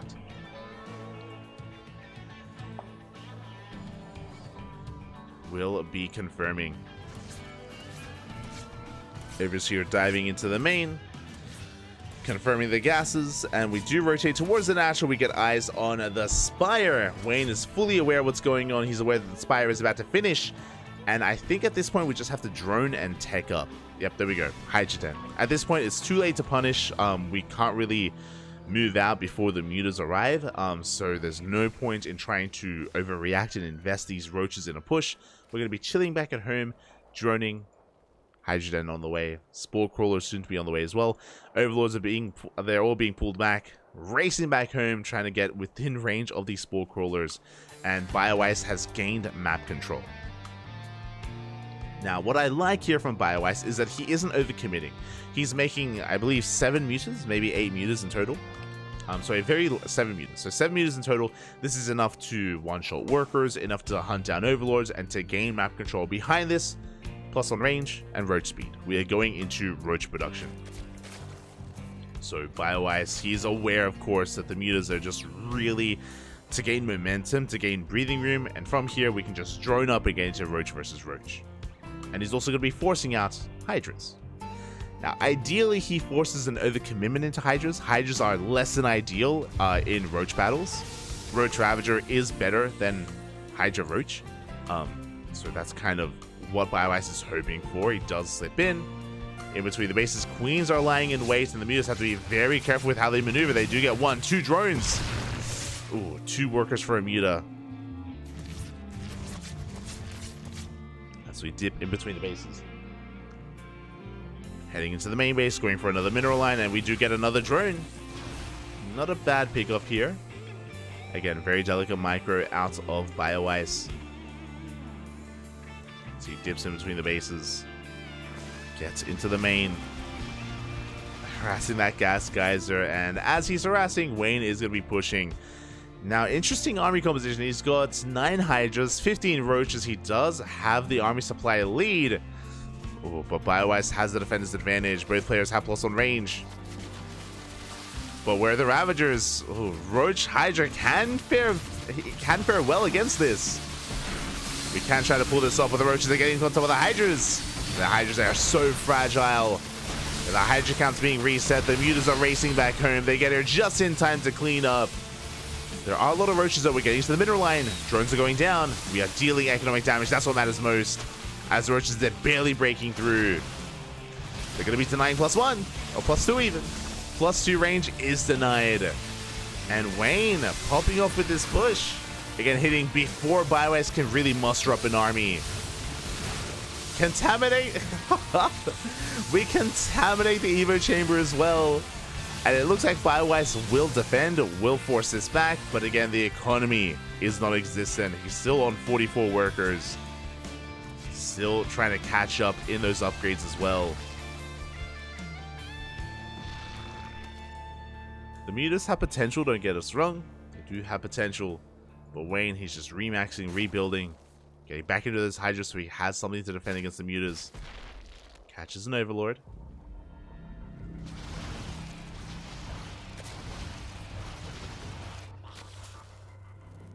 Does catch an Overlord. Roach is being forced back. Ooh. Mutas taking a lot of damage there.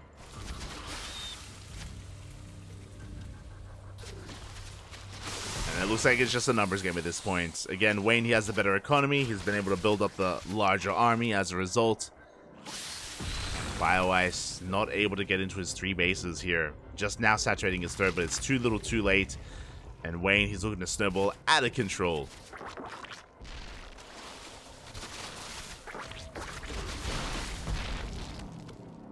He does waddle into the 3rd. It goes straight for the hatchery as well.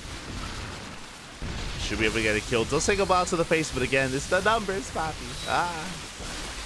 I'm loving that we pull back those Hydras. GG gets called, and Wayne is going to be able to snowball out of control and take game number 1. GG. Again, I love the mature decision as well from Wayne. I love that he was able to just confirm what was going on, confirm the fast lair, confirm the Mutas, react responsibly as well, you know, go for his own Hydroden, get his spores up and running, and then he was able to go for a very crisp timing with a handful of Hydras, mainly Roaches, and it wasn't a push that killed his opponent, but it was a push that did maim him, right? He was able to deny +2, able to cripple the economy, trade with the army as well, and of course, more importantly, force the army to turn back around, force the Mutas to turn back around, so Wayne can, you know, take advantage of his own economy as well. GG. GG, well played. A solid game there out of Wayne, but that was merely game 1. And we are still looking to dive into game number 2.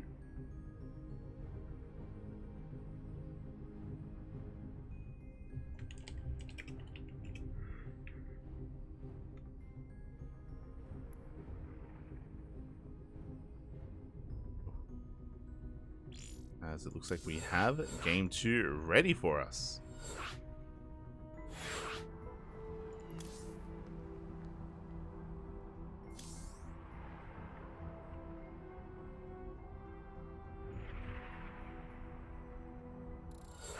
Here we go. We're going to be loading on in. Game 2 is going to be on Alquione. Vámonos, vámonos. Also, este lechito. See, milk and cookies in the chats. Chat, are you all behaving? I want to misbehave, but I'm just too nice. What does that mean? Not like this, Bobby, not like this. But hello, Milk. Hello. I hope your WoW raids are treating you well in your season of discovery. Hope your loot tables are good and your dots land. What do they say? Loktar. Right, here we go, we're getting into game 2. And spawning in the bottom left-hand corner of our Kiona, we have the Canadian Zerg player. The blue Zerg representing Sidestorm Gaming down in the series, going for a 15 hatch once again. 2 games in a row, it is BioIce. And spawning in the top right-hand corner, we have his opponent, we have the red Zerg player, representing Starlight Twinkle. Going for a hatch first, it is Wayne.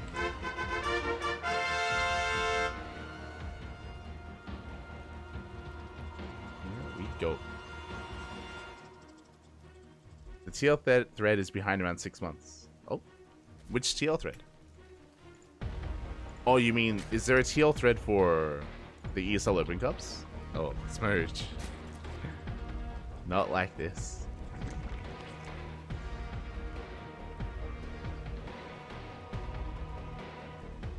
Oh, unless you mean the Wikipedia page. Yeah.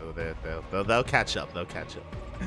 But for now, we're settling into it's going to be a hatch. I guess we'll standard opener out of Wayne. BioIce going for a 15 hatchery here. Just a little bit earlier on, I believe, just to get into slightly faster queen production. Getting into his gases as well. So an interesting variation from BioIce. But yeah, big shout out to Milk and Cookies in the chat. For those wondering, Milk is an OG CranKy Duckling from back in the day, from back in 2014. One of our own. Quack, Bobby, quack. We used to cast together. We used to cast Battle of the Americas together, you know, some NA events as well. Then Milk got busy with a real job. He got busy IRL, unfortunately. I mean, fortunately, more. It's maybe the better way to put it. Nowadays, he's been playing a lot of WoW. I'm shaking my head, Milk. I'm shaking my head. You were clean for years. You were clean for years. And he came back for Shadowlands. And then he went to Classic. And now we've lost Milk. We've lost him to the worlds of Warcraft. Shaking my head. Shaking my head. But good to see you, bro. Good to see you. Always, always. We have some duct tapes. We have some duct tapes with Milk. From way back when. I think the last time we casted together was like 2021 or 2020. It's been a couple of years. In a couple of years. So I'm always happy to cast with you again, Bobby. Always happy. From here, we're getting into our third bases. We do have our Bailey Nest on the way from both Wayne and BioIce. No one is cutting any corners. We're actually getting to a standard game. I'm so used to 2-base play. Like the entire day today with 3-point and Reaper, and even game 1 between Wayne and BioIce, my brain has been ruined.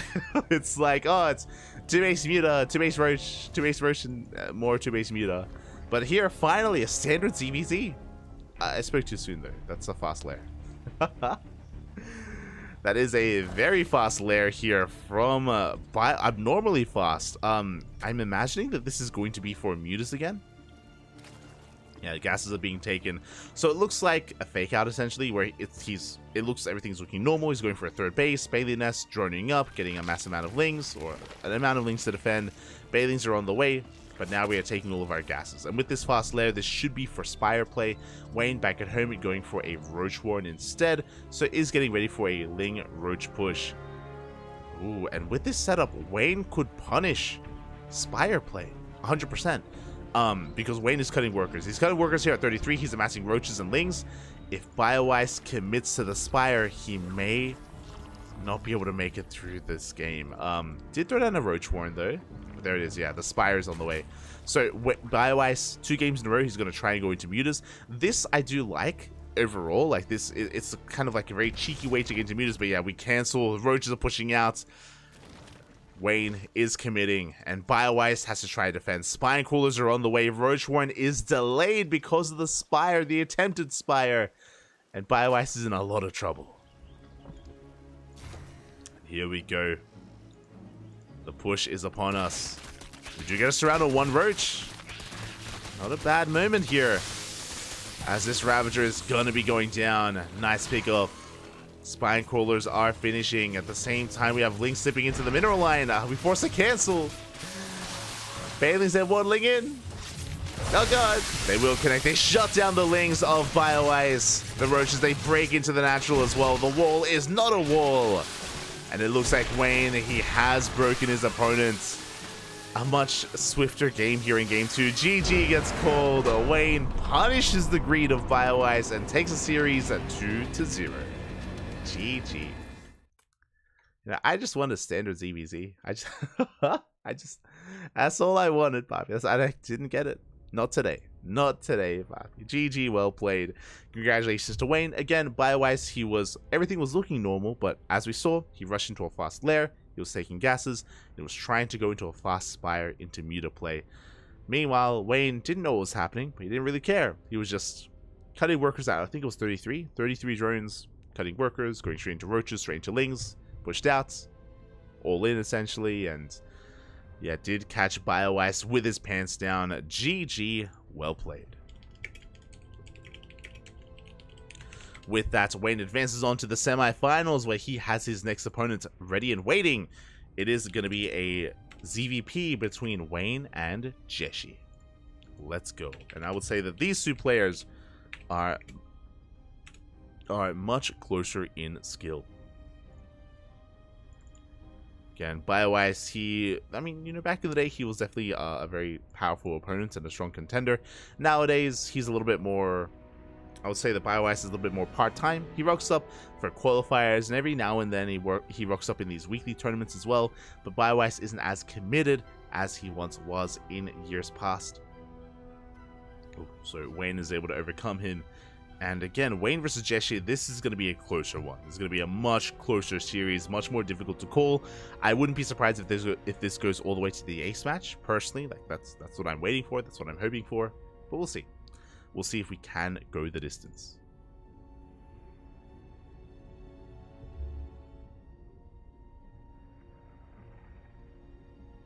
See in the chat, where is Max Pax? He's gone, Papi's gone. That's a good question. Of course, the meme is that Max Pax, he was clearly at DreamHack Atlanta in the crowd, clearly, if you saw the sign.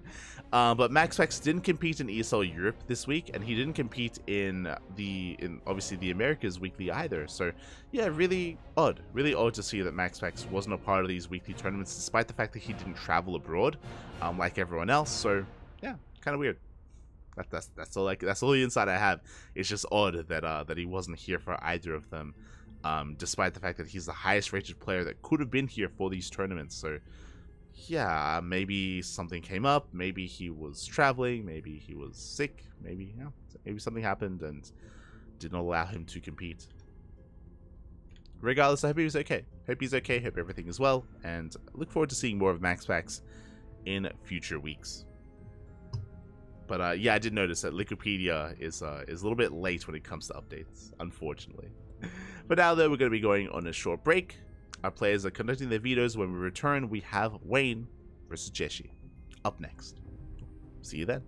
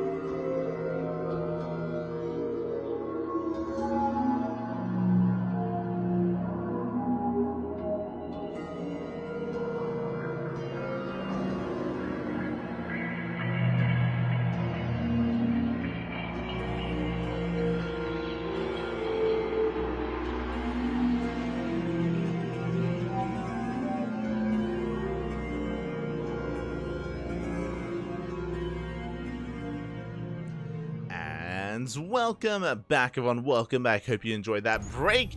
Hope you enjoyed that brutal OST, because we have returned with our first semifinals of ESL Open Cup Americas number 206. And if you're in the chat, predictions are open. Place your bets on how you think this series will unfold. Will it go the way of the Zerg or the way of the Protoss? Predictions open. Bam. There you go. You have a couple of minutes upon hearing this message to place your bets on how you think this series will go. As spawning in the top right hand corner of Alkiona, we have our red Protoss player from the land of China, representing Dragon KZ Gaming DKZ. It is Jeshi. And spawning in the bottom left hand corner, going for a 15 hatch into a 15 spawning pool, we have our blue Zerg player, representing Starlight Twinkle. It is Wayne. And I did see a couple of people in the chat, like Alex G. Did see Alex G in the chat. Some people that were here with us earlier today in ESL Open Cup Europe. You would know that Wayne also made it to the semifinals of ESL Open Cup Europe hours ago at this point. Quite some time ago, actually. But he did make it to the semifinals, where he met his end at the hands of Cristiano. Cristiano, the Polish Protoss player, went all the way to the ace match, but did go the way of Cristiano in the end. What I will say, though, is that Jeshi is a very different kind of player. Cristiano, as you remember, does have a very specific style, going for this very immortal Archon-heavy composition, not standard whatsoever. He goes for delayed third base into this kind of death ball of an army and snowballs out of control. Jeshi is a lot more standard. Does thrive in the mid game is what I will say, but a lot more standard in his approach. So I do want to say that Wayne will have a much more easier time reading his opponents, but we'll see. We'll see if he's able to pull that off. When it comes to his opener of choice, again, 15 hatch into a 15 spawning pool. This is just designed to throw down the hatchery on location to make sure that it is undisturbed. It is a little bit less economic, but overall is able to get his base where he wants it to be without being disturbed by this probe. Third base is thrown down as well. So it is going to be 15-15 into our gas, into our third base. Behind this, Jeshi is soon to throw down his tech of choice. Based on the pylon positioning, it doesn't actually look like a Stargate. Could be a Twilight Council, but now there it is. Stargate opener from Jeshi is thrown down here. Closer to the base, this is a little bit of a give and take. The pylon was thrown down next to the gas geyser. On the one hand, this is very efficient because it means that the probe goes back to mining very quickly. But on the other hand, it means that the Stargate is closer to your base, not as far away. So we'll see what unit we go for. Do we go for the Oracle, Void Ray, or Phoenix? I am curious here. The unit is actually poised to go straight for the Overlord. This is looking like a Void Ray opener, which would then make sense. It would make sense if the Stargate was pulled back a little bit further, closer to the main base, if we wanted to go for something hidden. And yep, there it is, Void Ray. Okay. It's all coming together. This is why the Stargate was thrown down a little bit closer to the main, just so we can keep not just what comes next, but everything hidden here when it comes to whether we go for a Twilight Council, a second Stargate. There it is. Very fast Twilight Council. This looks like Glaive Adepts. The Void Ray is going to be hunting down this Overlord, keeping Wayne in the dark as to what is going to be the follow-up. There's gateways. Glaives should be on the way. The reason why I say glaives is because there's no forge. No forge, no upgrades. Upgrades typically lead into one of the other tech units, whether it's charge dots or blink stalkers. But again, we'll see if we commit to the Glaive Adepts. Void Ray does arrive and will shut down the Overlord. Behind this, Jeshi is going to be throwing down a third base. Now, this is not an all-in. Bear that in mind. This is not an all-in from the Protoss player. It is just designed to cripple the economy and to get ahead. There it is. There are those glaives in production. We still need to set up that third base. We still need to get into our economy. Now, what's important here is that this is Glaive Adepts without a robo. There is no robo. It's going to be 4-gate Glaive Adepts, which means we warp in all the Adepts back at home in the natural base, and then we zoom across the map by foot. And again, the goal here is to try to surprise the Zerg player. I'm a little bit concerned. Okay, there we go. I was like, if this goes on any longer without a Roach Warren, then Wayne may just die. It's possible to just straight up die against this if you aren't ready. Thankfully, we have a safety Roach Warren on the way. Wayne is playing it safe and sound. We'll have access to Roaches in time for the attack. At the same time, the Void Ray does overextend. It takes a lot of hits and gets the hell out of there. Wayne getting ready here on his 3-way setup, joining up to 53, working towards his gas geysers, getting an Evo chamber for +1. I imagine +1 range, but we'll see if we invest into melee. There it is, range is on the way. So this should be a Roach Ravager based or Roach Ravager heavy composition. This can transition into, oh, as we cancel the upgrade, I was going to say this can transition into Hydras later on, but here we go, the Adepts, they do arrive, and immediately Wayne, he evacuates that base. Does pull back in time, and is he going to be able to wall up? Oh, Queens are going down left and right. We have 12 Roaches in production. So far, we haven't lost any workers yet, but the Adepts, they have a lot of potential. They shade into the main. They shade right into the main base. So far, haven't gotten into a mineral line yet. Roaches are holding on, but the Adepts, they're breaking through. They're getting into the mineral line. Drones are falling left and right. 5 workers go down. And we shade back towards the National. We do have a full of Queens. We force the recall. And that was a pretty good defense overall. Looking at the unit loss tab, that was 5 Adepts for 5 drones. Ideally, Jeshi wanted to trade better than that. Jeshi, he wanted more damage. Meanwhile, Wayne, he maintains his economy. He's taking his gases. Now we can start up +1 range instead. He can also start up roach speed as well. Bit of a link counterattack. Just getting eyes on things. Just making sure that everything's on the up and up. And Wayne has survived. Wayne is now in a much better position. Jeshi transitioning. Now, the other downside here of Glaive Adepts is, as you can imagine, going and investing into Glaives means that everything else is delayed.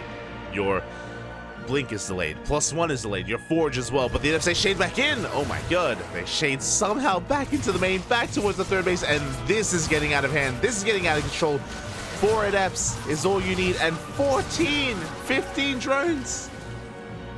An entire mineral line goes down. The defense was good. The defense was good initially, but in the follow-up, Wayne, he was resting on his laurels. He just wasn't quite paying attention, wasn't in position. I wasn't in position either. I wasn't expecting more Adepts to shade in. And now Jeshi finds himself in a good position. Oh boy. Jeshi on 66 workers compared to the 68 of Wayne. Wayne is droning hard here, trying to recover, working towards an infestation bit. This is going to be leading into Hive Tech, Hydras, and Lurkers. So again, Hydra Lurker Viper is where Wayne wants to go. But just because he wants the Hydra Lurker Viper doesn't mean he can get it. As before that occurs, Jeshi, he is setting himself up on 3 bases, mining through these minerals, getting towards the 4th. Bay is on the way, 4 Disruptors, 4 Colossi. Jeshi just amassing his army. And I do want to say that there is going to be a window of opportunity where Jeshi can push out before Wayne is ready for it. Here we go. Adepts once again threatening a shade towards the left-hand side. We have the Stalkers and Immortals towards the right. Void Ray doing what it can here in the middle. Just being annoying, cleaning up whatever creep we can. Wayne is still droning, by the way. Still saturating. There's that Lurker Den in production. But I'm pretty sure Jeshi can push before the Lurkers are ready. But we'll see. The Adepts, they do get caught out. This time a big catch here from Wayne. He cleans up the Adepts. It will not happen again. He will not lose a mineral line. Not twice. But here comes the push. Again, Lurker Den is still halfway done.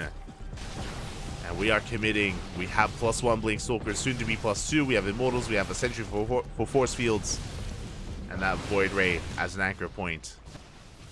Ravagers are still in production. Now, what's important here is that Jeshi isn't actually forcing his way up the ramp because he's working on Disruptors. Still taking up, working on Disruptors, working on +2. But he did force a reaction out of Wayne. He forced out a lot of units, a lot of Ravagers. Wayne still not at 80 workers. Jeshi is going to be chilling. Waiting for his 4th base to get up and running. Now, because he's chilling, Wayne still has a chance. Wayne, he is getting into Vipers. Vipers have just popped out. We have one of them here gathering up energy. So even though Jeshi is taking up into Robotech, into Disruptors, we have the Viper to counteract that. Meanwhile, the Lings, they get in. The wall is not a wall. And those Adepts, they may have killed workers earlier, but these Lings are looking to wreak havoc in the main base. We do force a recall. With that recall, these Lings, they shouldn't get much done. They get 1 pylon. They're going to be hunted down. Say that they do manage to try to get further into They managed to get further into the main base, but these things will be cleaned up. Oof. A brutal trade there from Wayne. But again, lurkers have arrived. We have the lunkers, we have the hydras, we have the vipers. Lurker range just finished up. Wayne is maxed. So is Jeshi. How good are these Novas going to be? First Nova goes up. Big connection. Oh, 1, 2, 3, 4 lurkers go down. We do yoink with the Nova. Connects once again, and this is not the fight that Wayne was looking to take. He gets surrounded. His lurkers are trapped, and he's going to get completely cleaned up. The vials, some of them connect at least, but this was not worth it as Jeshi shuts down that army. He shuts it down. How many lurkers was that? 8 lurkers went down. That was the moment. That was the power spike for Wayne, is hitting those lurkers. But now he lost every single one. He's now trying to replace those lurkers desperately. We have a massive warp in, and Jeshi's looking to snowball out of control. Does close the distance. Lurkers are finishing up just in time. Good yoink here on the disruptor. Very good yoink. But alas, there are just so many stalkers here. We do have detection available. We have to be careful to overextend. Those lurkers, they're doing a lot of damage. Getting a lot done. But there we go. We dive on the lurkers themselves. They're left exposed. Every single lurker goes down. Never goes off. But the hydras should clean this up. Big overextension. Jeshi does overextend. Wayne is still in this. He may have lost all of his lurkers, but he just cleaned up the army of Jeshi. And we can keep pushing. The prism goes down. What do we have at home to defend? We have stalkers. Wayne, he still needs a moment here to replenish his army. Wayne suddenly has momentum. The pendulum, it swings back and forth, now back in favor of Wayne. Initially, things were looking good for Jeshi, but he did overextend. Nova goes off. Oh. Ooh, doesn't connect. Jeshi trying to build up a massive gateway-based composition. Charge lots and stalkers. But in a head-to-head fight, I have to favor Wayne. The lunkers, Papi. The lunkers, they are doing it. They're pulling this off. We're going to be peeling off a little bit here towards the right-hand side. Going to be forcing reaction out of Jeshi. And now we're pushing in between the bases. In between the natural and the third base as well. Disruptor gets caught out. It's going to get yoinked in. The lurkers are being focused down. Very good target firing here from Jeshi. He may be able to clean this up. We do force the overcharge. Well, the Zealots are a little bit distracted. Stalkers on their own are struggling against the Hydras, and we have some reinforcing lurkers. Meanwhile, 15 workers went down. The lurker got into the mineral line. 15 probes fell. Here we go, Wayne. It looks like he has done it. It looks like he has broken his opponent. Things are looking dire. Things are looking rough. But he brings it back. GG gets called, and Wayne will take game number 1. Whew. Oh my, GG. That was very back and forth. Wayne, he had a really rough fight with his first wave. His first wave of lurkers were lackluster. He did just find himself in a really awkward position. He got himself surrounded, he got himself cleaned up, and suddenly things were looking in favor of Jeshi. But Jeshi, he was lacking reinforcements, he was lacking additional disruptors or additional immortals, some kind of backbone to his army. He only had a handful of robo units, and with that, Wayne was able to bring it back under his control, take game number 1 in the end, and take a lead in the series. Does take a lead in the series. Whew. Now we're getting ready for game number 2. We are getting ready for it.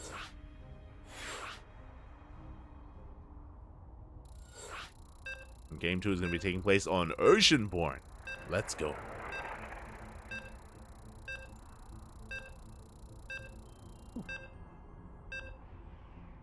Let us go.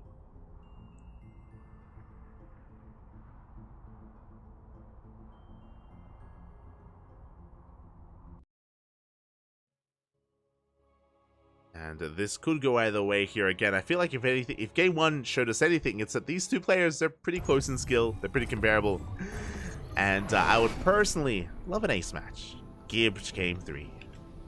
Vamonos. And spawning in the top left-hand corner of Oceanborn, we have the Chinese Protoss player, the red Protoss representing CranKy Gaming, DKZ. It is Jeshi.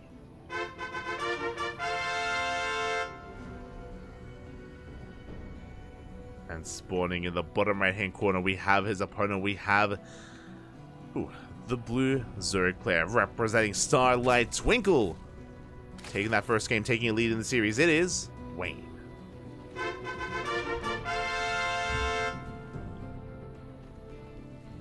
Go. So Harsh made a video about this called Dealing with Lurkers, emphasizing that as a Protoss, you shouldn't just run across the map after winning a fight.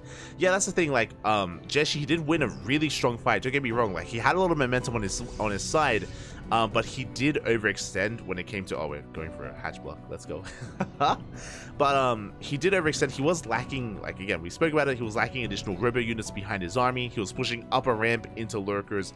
He eventually did kill the lurkers on top of that ramp, if you remember, but he lost too much in the process. He lost far too much in the process. It was not worth it in the end.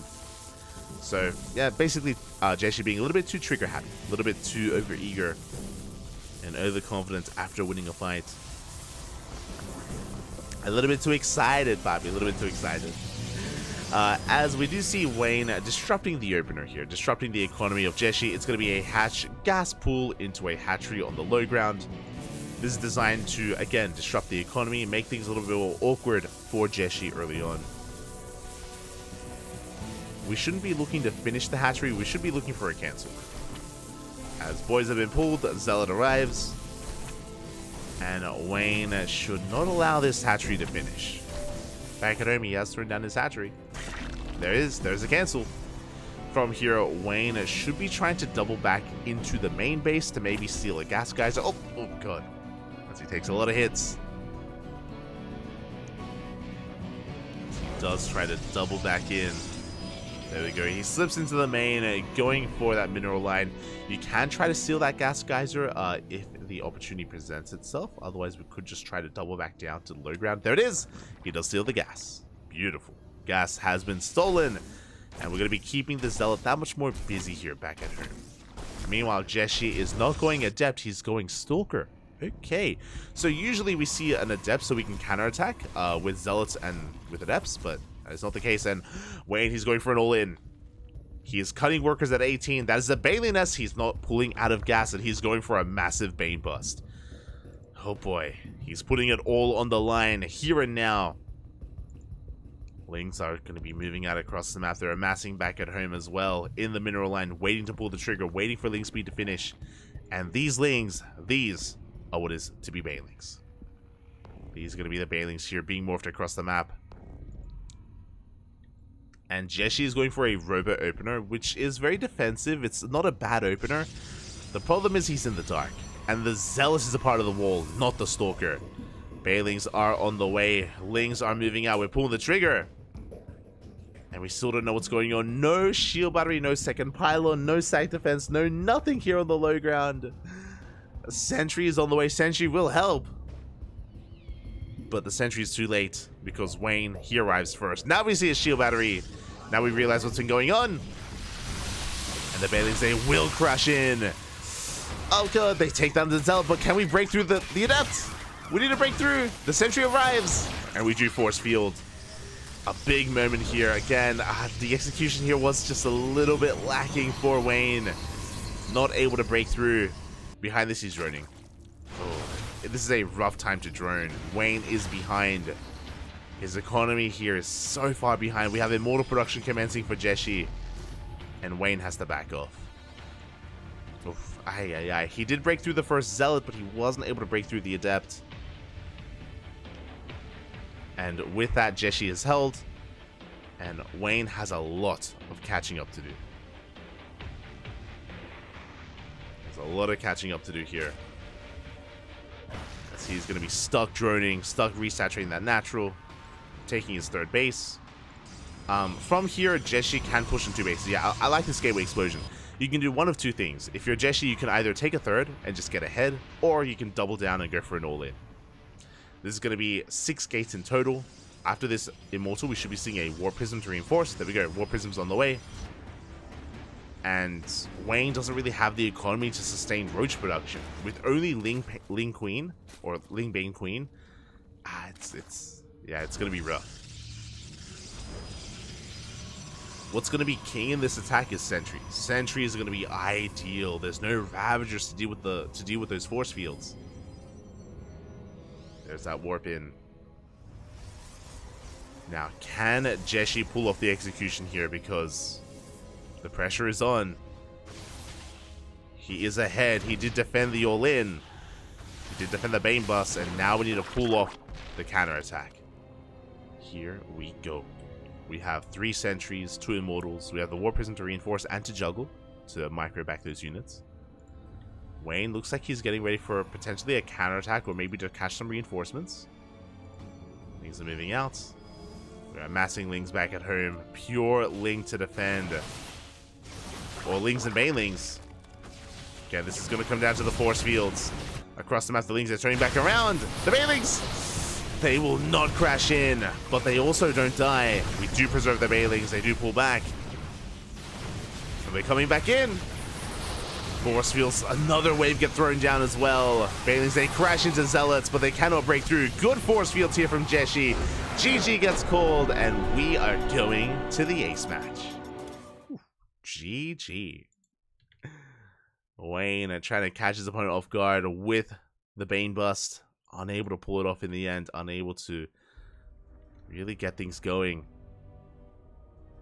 And with that, GG. GG, well played. We're going to game 3. All the way, Bobby. All the way.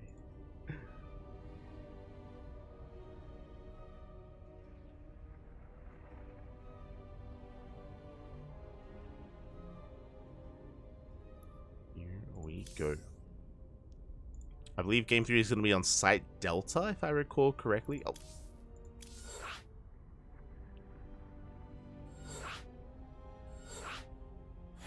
It's going to be Site Delta.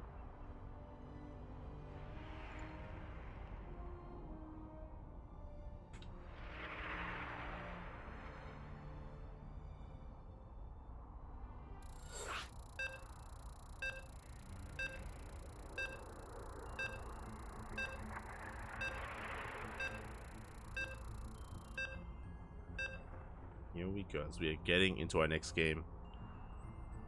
Into game 3. It looks like we're being joined by some of our other casters. It looks like Special versus Jason has concluded. Wait, hold on. I need to check the bracket. Wait, did Special versus Euthermal conclude? Wait, was it Special versus Jason? What's happening? Did Jason beat Disc? No shot. He did. Jason beat Disc. That's crazy.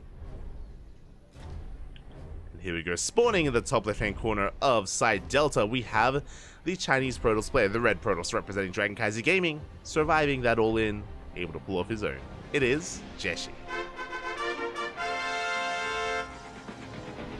And spawning in the bottom right-hand corner, we have his opponent, we have the blue Zerg player, representing Starlight Twinkle, being forced into the ace match. It is Wayne.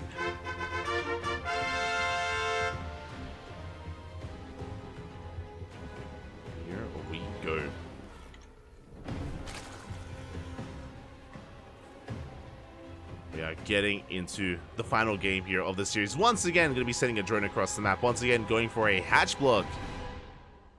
Let's go. Again, Wayne has been quite fond of it recently. He's been quite fond of these. Oh, there we go. Enki letting us know. Special did win that last match. Gracias, papi, gracias. So Special is waiting. Oh my god. Wait, what? He's faking out a cannon rush. I mean, Wayne, yeah, he's not going to fall for it because he's going for the hatch block. Okay. So Jeshi faking out a cannon rush across the map. He is going to be denied his natural as Wayne does go for the hatchery instead. So it's going to be a hatch before gas before pool. So hatch gas pool. And the goal here for this hatchery again is just to delay the expansion, just to disrupt the economy. We are not intending to allow this hatchery to finish. We're not rushing into Lings or any kind of aggression. Pylons are going to be threatened. boys were actually pulled. Oh, Wayne, overreacting a little bit. I mean, he should be aware of the lack of a forge. There is no forge. Again, just pulling some extra workers here. Dealing with this hatchery. And hopefully we do get a cancel here. It's going to be close. Ooh, it's going to be close. It's canceled in the end. From here, Jessie can finally expand. Wayne can once again go for the gas steal, just like we saw in the previous game. And hopefully this time, yeah, hopefully this time we're able to hold on to our gas, guys. We get a kill on the drone. Jessie is getting into his own opener. Meanwhile, behind this, Wayne, he does get link speed. He hasn't pulled out a gas completely. This is interesting. To be fair, it is a delayed gas, guys, so maybe that's why we're staying in. But typically we do pull out of gas. That's why I'm pointing this out, so I'm curious what this gas is going to be spent on. Third base is being taken. Lings are amassing just to clean up these rocks. And Jessie once again is going for a robo opener. Okay. Interesting. With this robo opener, we can try to go for another 2-base all-in. You know, a Sentry Immortal kind of Soul Train-esque all-in. Very similar to what we saw last game on Oceanborn. Very similar. Or this can actually lead into a Disruptor drop. We could see a Robotics Bay and a Warp Prism Speed, Disruptor, and go for a drop play instead. We have options. We have options depending on how committed or how aggressive we want to be. The the Overlord does dive in, and we do get eyes on the Robo on the tech of choice. Wayne is aware. Ooh, we do have a Sentry on the way. I'm feeling Immortals. Oh, okay, Prism. War Prism. War Prism's in production. Sentry, I guess, just for safety. Meanwhile, we do have Wayne throwing down his own safety Roach Warren at around the 4-minute mark to defend against gateway aggression. We do have a third gateway behind this, so it's going to be 3 gateways here alongside the Warp Prism. We can be quite active on the map with this, as we can warp in 3 units at a time. Here we go, we are pushing.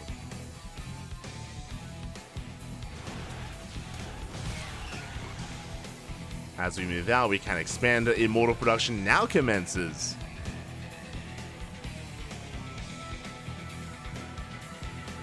And Wayne is getting ready to receive.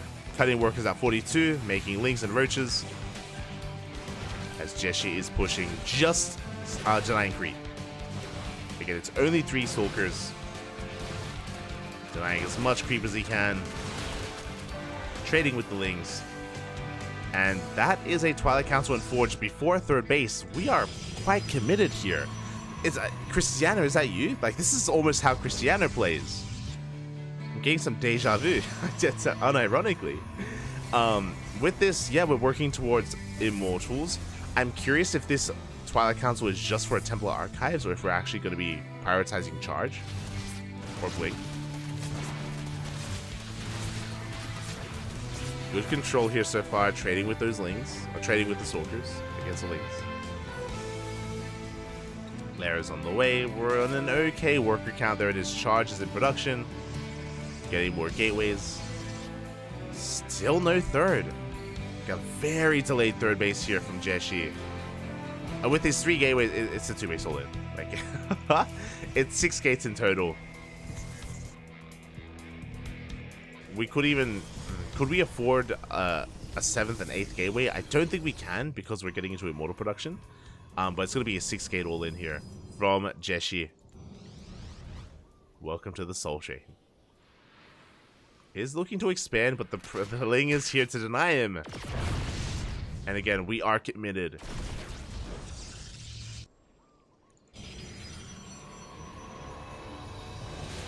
We are setting up for an expansion. But again, we have been amassing this army. We're going to be hitting a timing with these upgrades with +1 and with Charge. Spire is... Oh god. Spire is on the way. I mean, Wayne, the problem is that he has a piece of the puzzle. He doesn't realize how committed this is. Like, there's a third bay on the way. Yes, that is true, but we have a pretty terrifying ground army. take down the Stalker.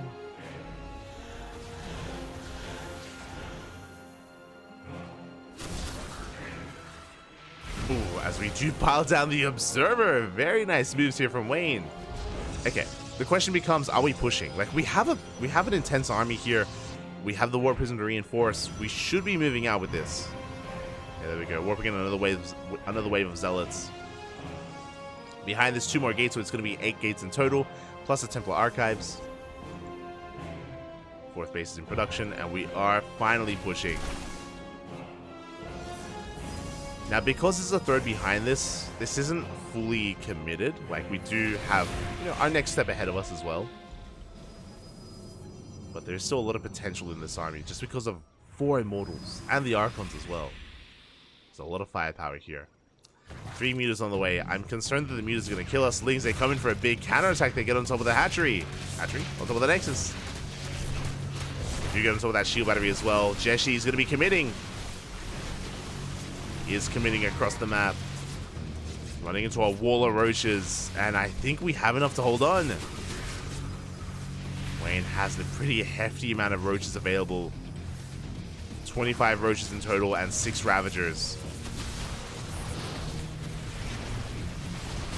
Files, they take down those force fields, but the force fields didn't stop. We do slice up a lot of those roaches.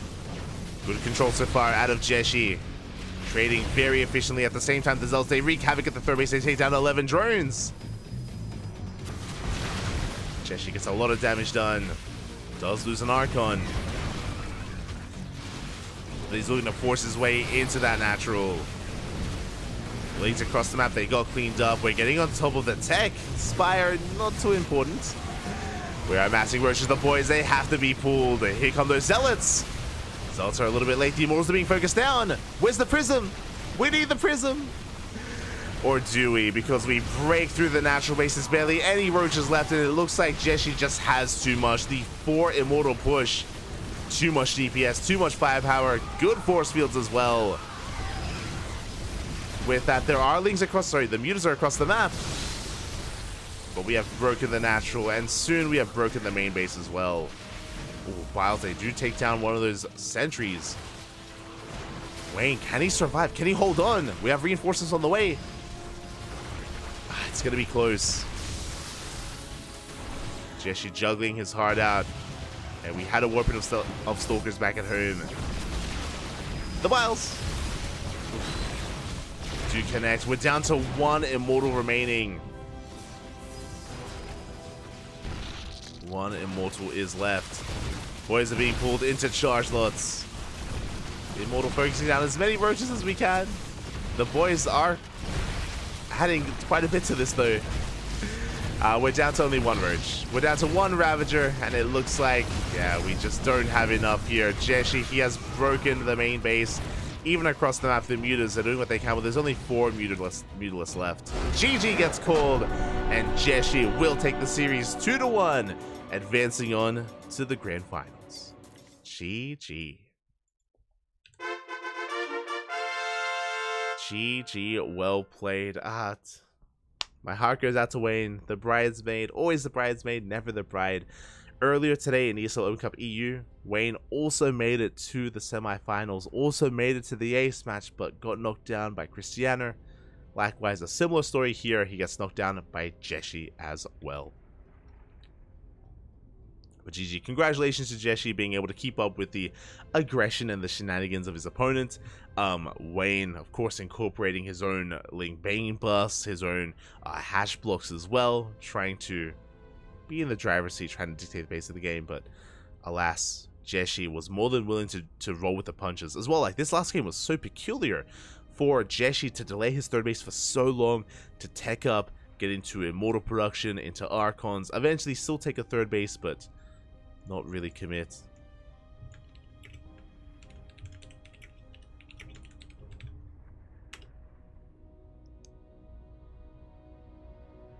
And with that, we have our grand finals here. It is going to be Jeshi versus Special.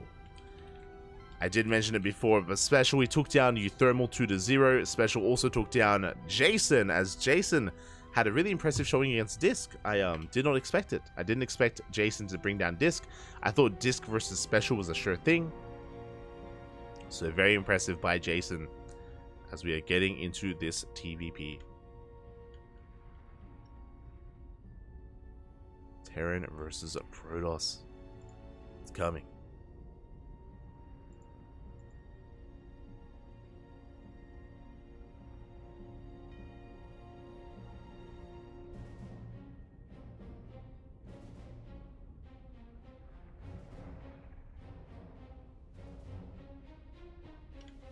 So yeah, with that, we have our finals soon to be set up. Oh, best of five grand finals between Special and Jeshi. We are going to be... Oh, Drones versus Immortals is a beautiful thing. They almost hunted them down, almost.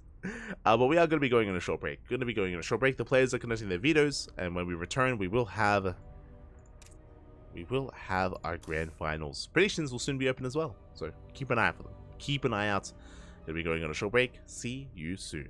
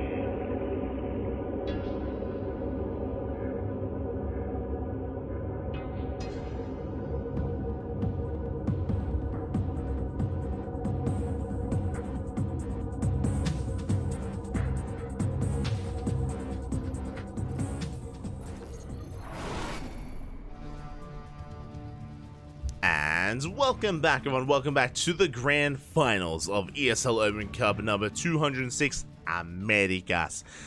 Welcome to our best of 5 between our lovely two players here, the Terran and Protoss. If you're in the chat, predictions are open. Place your bets on how you think this series will unfold. As spawning in the bottom right hand corner of Oceanborn, we have the Mexican Terran player, the blue Terran. It is Special. And spawning in the top left-hand corner, we have his opponent. We have the red Protoss representing CranKy Z Gaming. It is Jeshi. Again, shout out to Jeshi. He has been competing all night long. He was playing and competing in ESL Open Cup Europe earlier today, and now he is here in the Americas. Let's go. Let us go as Special. He's going to be setting out his first SCV. I believe going to be going the long way around as well. This is looking poised to be an eBay block, but we'll see how we commit. Probe is going to be coming in, and Jeshi does come across that SCV. Very big scout here from our Protoss player. Special trying to be a little bit cheeky, trying to throw down that eBay, but boys are being pulled, and we will get on top of this very quickly. So again, really good foresight out of Jeshi, really good scouting. This could have been so much worse. It is very commonplace on Oceanborn in this matchup in TVP to throw down the eBay, force the unnatural natural, and abuse the Protoss as a result. But we force a cancel, and we should be able to expand. So very nice start here from Jeshi. Does not allow Special to throw a wrench in the works, and oh, he's going to be transitioning into a proxy factory. Oh my, this is something else that we have seen on this map before. Fun fact, you can actually float this building into the main and not have it be scouted. But the Cyber Core is done. The Cyber Core does grant some extra vision, but this is going to be one factory across the map. Do we get a factory back at home? Do we go double factory for one base all in? We'll see. For now, just the one. Reaper is moving out. Likewise, Jeshi, he is scouring the edges of the map here, looking for what could be going on. Special behind this is expanding. I'm curious, is Special going to pull a White Idra? Yeah, again, unfortunately, Special, he's floating into the main. This is ideal for Widow Mines, but Jeshi, with his Cyber Core, oh, he doesn't see! I thought the Cyber Core was within range, but no, it is barely not within range. Special can see, Jeshi cannot. Not quite here, actually. I think this was from earlier. But regardless, yeah, the Reapers, they do dip in. They get one probe kill. They're going to get a second. 2 probes go down. And we are going to be waddling Widow Mines in. Armory is on the way. This is the White Idra. Aye, aye, aye. Here we go. The Widow Mines, they waddle into the main base. Jeshi doesn't react. He does react in time. You see Special going to be repositioning his Widow Mine again. The Armory is done. Detection is required. Big connection there as 5 probes go down. And this may just be game. Yep, GG. GG gets called. 0 detection is available. Nothing to scout those Widow Mines. And Special takes game 1. GG.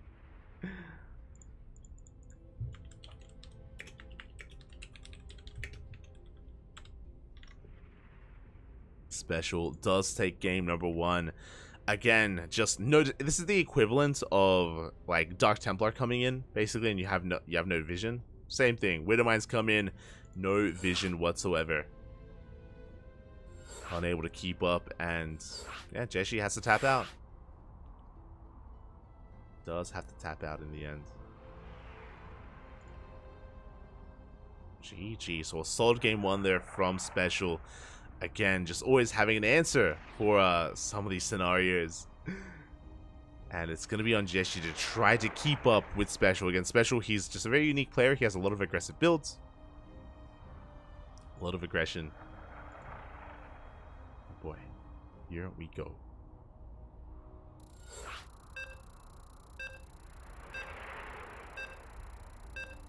We're loading into game 2.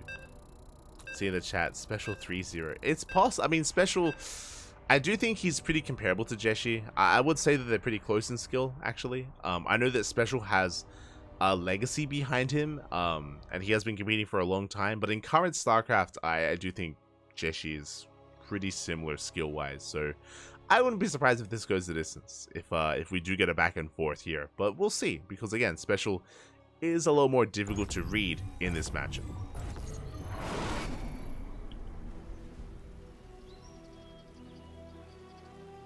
And spawning in the top right-hand corner, we have our Mexican Terran player, the Blue Terran, leading the series 1-0. It is Special.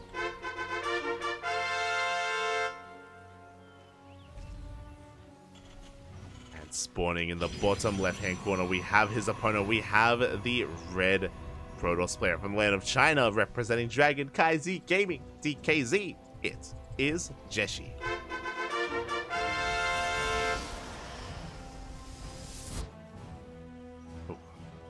And this time, Special doesn't immediately send an SCV out on the map. Again, Jeshi had a good start. He had a very good start when it came to denying the eBay. But when it came to the follow-up, that is where he was kind of caught with his pants down.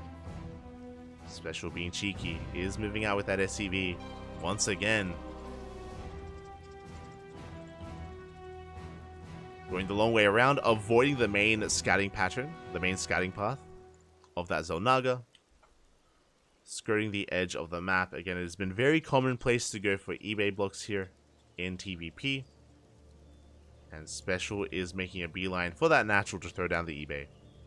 Jeshi, he's aware of this. He does send down his probe ahead of time. He will scout this, and he should be able to react Once again, he gets eyes on this very early on, and boys are being pulled. Boys are being pulled already. They chase away that SCV, and we should be able to expand without too much issue. Again, special, he's constantly trying to force... Oh, it is double gas. Okay. He's constantly trying to force the unnatural natural, especially with a double gas opener. He's going for a faster factory. Special is not going to be expanding yet. He's going to be going for a delayed CC. Again, Special is a very aggressive player, very cheesy against Protoss. He's all about that gas up, happy. So we'll see if Jeshi can keep up.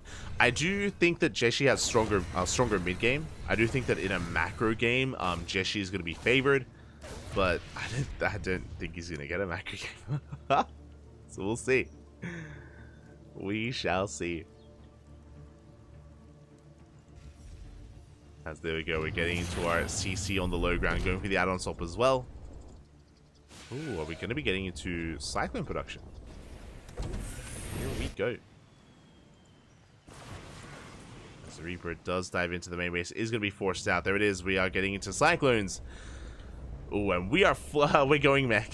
Show me the second factory, Papi. Let's go. I'm ready for the mass Cyclone. There it is. Second factory. Special is going to be playing mech here against Protoss. Special is one of the few players that will embrace mech in TVP, and he should be going into mass Cyclone. Now, we have seen this succeed. We have also seen this fail. I'm curious if we go for the 2-base all-in variation. If you remember, Dolan does have a very specific Dolan build where he does go for a mech 2-base all-in against Protoss, but that is with tanks. That is with Cyclones, with tanks to support. Curious if that is going to be the case here as well. As for now, we are just reactoring out as many Cyclones as we can. Rack's going to be floating. If we do manage to get into a stable economy, and if Jeshi is able to get into charged ults and immortals, then I would favor him overall. But things are about to get really chaotic really soon, really quickly. Cyclones have arrived, and they will be able to shut down one of those adepts. Stalkers are amassing. Blink is on the way. It was a Twilight Council opener. We do dive on top of the Stalkers. No shield battery. No safety shield battery here on the low ground. We do trade 1 for 1. 1 Stalker for 1 Cyclone. The Rax reveals itself. Now we know it's mech. Behind this, we do have Hurricane Thrusters. That is, of course, Cyclone speed in production for a special. Rax is going to be landing here. Fun fact, with the landed Rax, that actually does force some of the auto attacks to be on the Rax. We dive on top of the Stalkers. Big overcommitment here from Jeshi. Oh, and he barely will take down one of those Cyclones, but he's losing far too much here. Boys are being pulled, and Special, can he snowball out of control? He's making Marines in the face of Jeshi as well. Can he pull this off? Shield battery has finished. The Cyclone taking a lot of damage. Taking a lot of damage, actually. But 2 more Cyclones have arrived.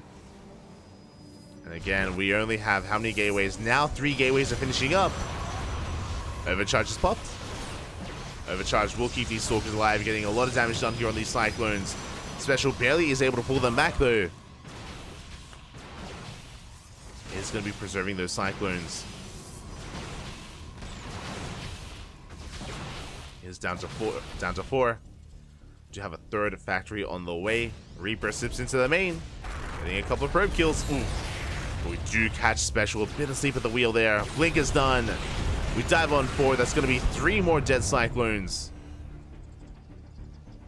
Reaper has been dealt with, and Special is being forced back.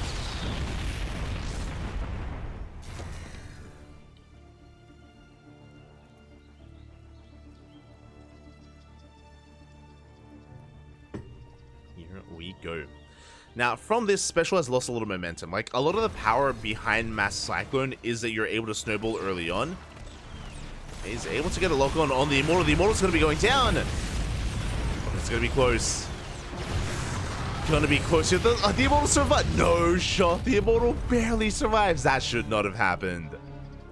Ay, ay, ay. The Immortal 1 shot away from going down. Does make it out. Does pull back to the safety of the shield battery. And we do see Jeshi is pushing. If he were to scout the 3rd base, he could deny it, but he's unaware. Gonna be blinking against these Cyclones. Takes down one of them. Does get eyes on the third CC on location. Very greedy here from Special. And again, if Jeshi was aware of it, he would have pushed in this direction, but alas, he's unable to. Special getting to 5 factory production. Making quite a lot of cyclones at once. Meanwhile, here come the reinforcements from Jeshi. Again, he knows that he has to try to slow this down before it snowballs out of control. He has to try to stifle that cyclone count as best he can. Does blink on forward. Takes down 1, takes down 2. There's 2 cyclones left. There's 1. We have reinforcements on the way, though. They catch the Immortal. Immortal is going to go down. Yeah, big overextension from Jeshi. Or did he? It looks like he has. Trying to escape, trying to get the hell out of here. But the Stalkers, they get caught out. They do get caught in the end.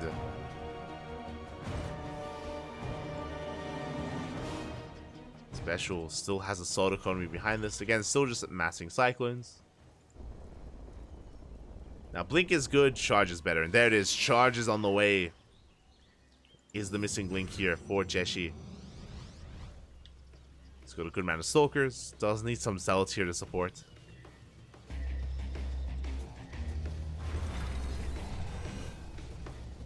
Does need those Zealots. Oh, I do think that Jeshi's, again, coming in prematurely. I don't think he can take a fight right now. Gonna be trading 1 for 1. Prism does arrive. Oh my god, the lock on the Prism! Prism does go down. Once again, a bit of miscontrol there from Jeshi. He will take down some of these Cyclones, though. The Prism has to be rebuilt.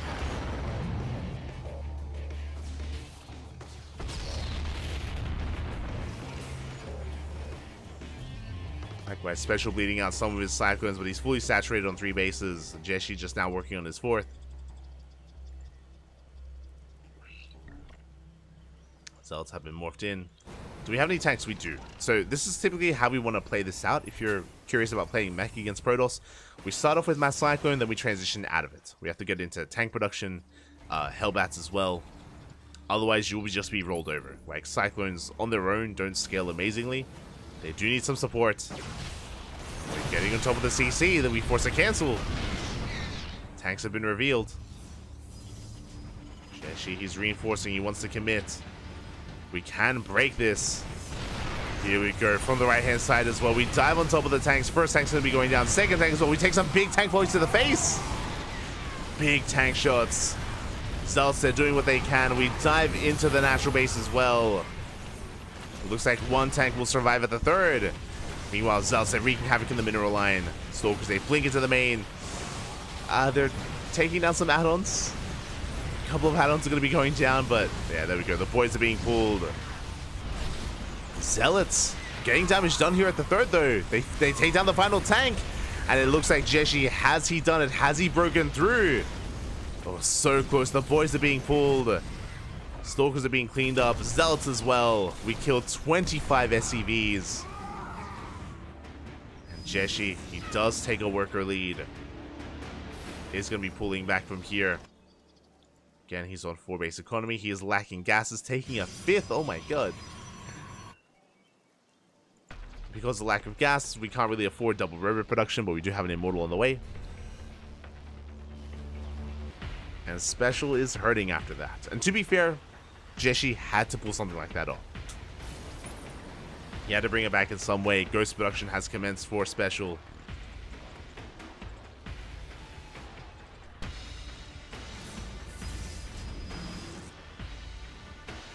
Jeshi attempting to amass an army, but we do have 3 tanks in position, so pushing up towards this army, towards this line of defense, is going to be quite difficult to pull off. Jeshi going for a drop into the main. There are turrets. Have we seen the turrets? We have not.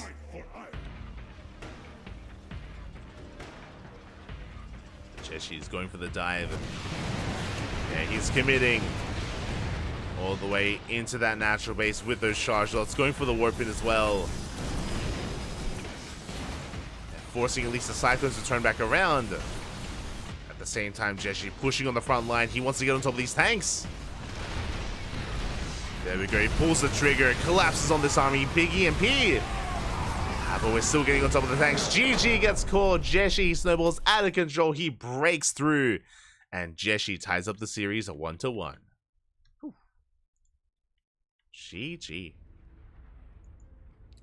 Again, without momentum on your side, without getting a lot of damage done early on and maintaining your cyclone count, it is really difficult to make mech work in this matchup.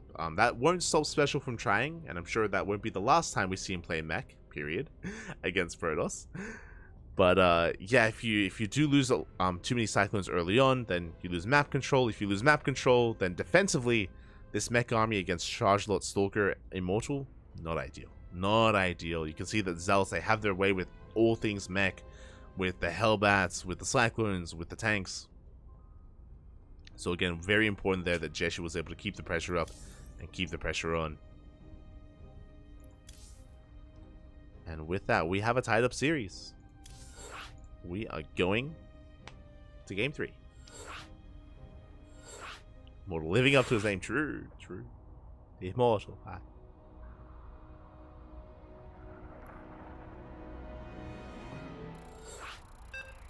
Here we go. We're loading into that game 3. Going to be on Hecate. The question becomes, the hell is Special going to do this time? What do you got for us, Pappy? What do you got?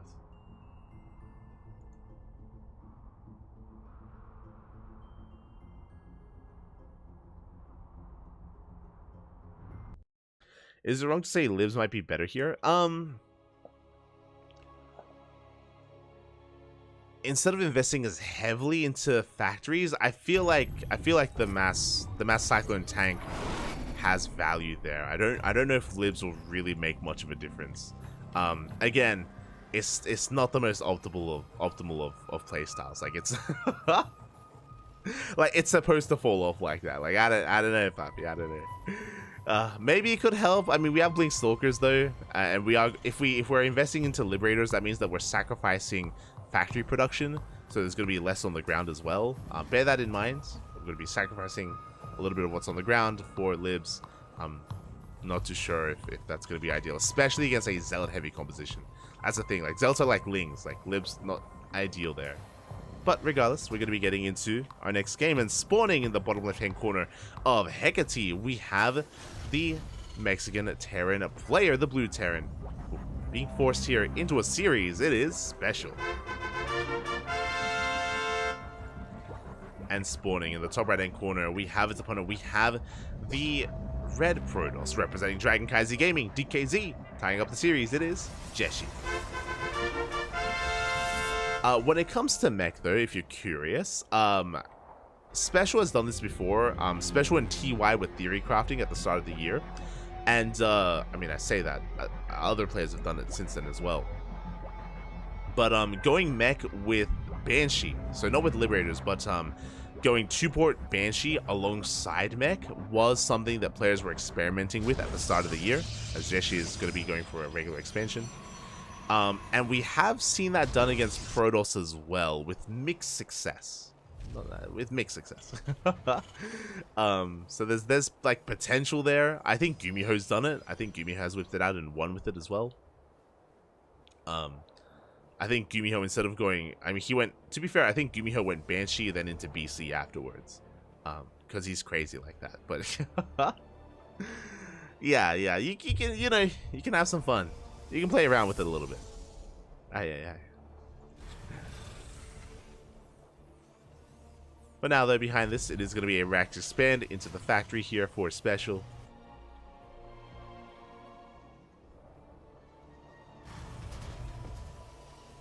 Into that factory. Jeshi able to finally get into a standard opener, and is going to be going for a Twilight Council as his tech of choice. This should be for Blink, for our Chinese Protoss player. Really, my eyes are on Special, though. I think for the entirety of this series, my eyes are going to be on Special, and it is going to be a 1-1-1. Okay. 1-1-1 opener here from Special.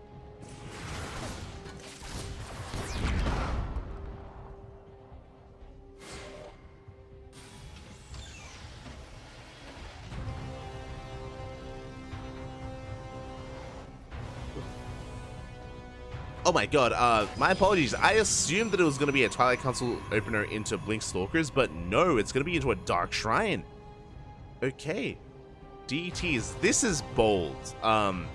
Just because Raven openers are not unheard of in this matchup, and we should not... Okay, we do have a tech up on the way. Oh, this could be a Banshee opener or it could be a Raven. If it's a Raven, then Special is going to be looking so good against this. The Hellion dips in, does not get a scout off. We do not get eyes on the tech or on the Dark Shrine. And it's going to be Cloak Banshees. Okay. Hey, speaking of, we were just talking about them. we were just talking about the Cloak Banshees, but... yeah, they are on the way. Not a Raven. Proxy Pylon has been thrown down.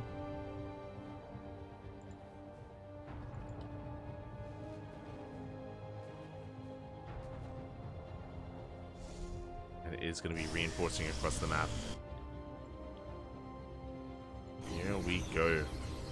Can we pull off the Dark Templar? Likewise, can Special pull off the Cloak Banshees? Both players going for invisible units. The Invisible Man and the Invisible Ship. Let's go.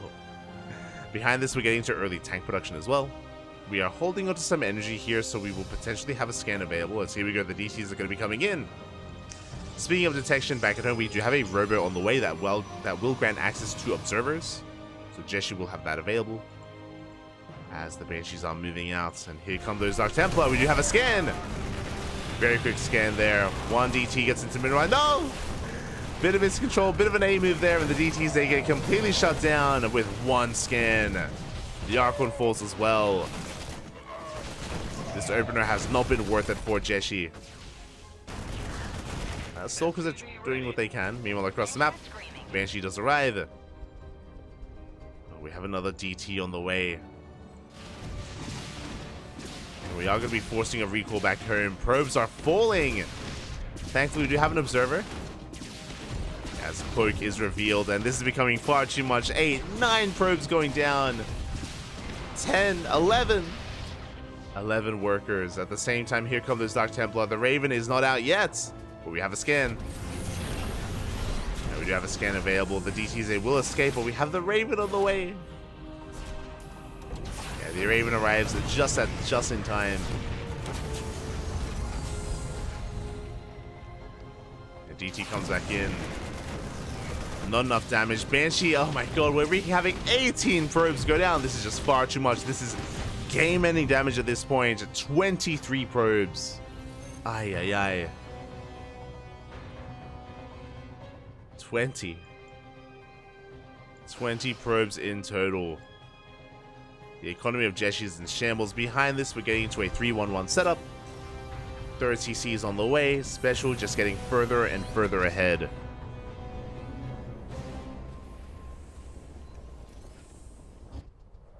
At this point, these Ravens could die. At this point, these Banshees could die, and it's already worth it. Already worth it here for Special. Well, worth it here for our Terran.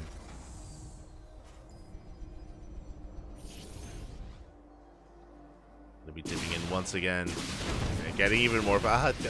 We already paid for ourselves, Papi, and we're just getting more done here. We're just having our way with these mineral lines. Blink Stalkers, they come in. They finally shut this down. But Jessie is so far behind. Again, not just because of the economic damage, but also because of the lack of the DTs. The Dark Templar just weren't worth it in the end. They didn't do enough across the map. DT openers are very out of the norm, very out of the norm to begin with, just because of scans that are available and Raven openers as well.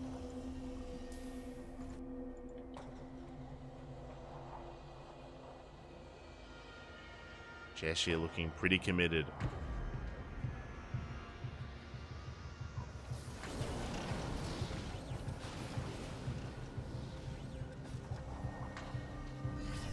Pretty committed here, and Special with this move out. I don't know if he can be stopped. Good juggling. We saved the tank. Still not quite done yet. We have Storm on the horizon here for the Protoss. It's gonna help. But it just started. That's the problem. Storm, it just started. Still on the way, and Special, he is not slowing down for anyone. He is going to be committing. the Banshee comes, sorry, the Raven Harass comes in. 5 more workers go down. We're busting up into that national base, into the third even. Again, Storm isn't done. We shut down the Immortals. GG gets called, and Special will take a lead in our grand finals. GG. GG, well played, Special. 1 game away from becoming this week's ESL Open Cup Americas champion. Meanwhile, Jeshi has to fight back here and now. Jeshi, he came second in ESL Open Cup Asia many hours ago at this point. Jeshi did come second there. Second to Coffee, also in a PBT. And will it happen again? Will he get another second place in less than 24 hours? I'm hoping at least for an ace match. I'm hoping for a game 5. Gibbed. Let's go. Let us go. As our next game is going to be on Hard Lead.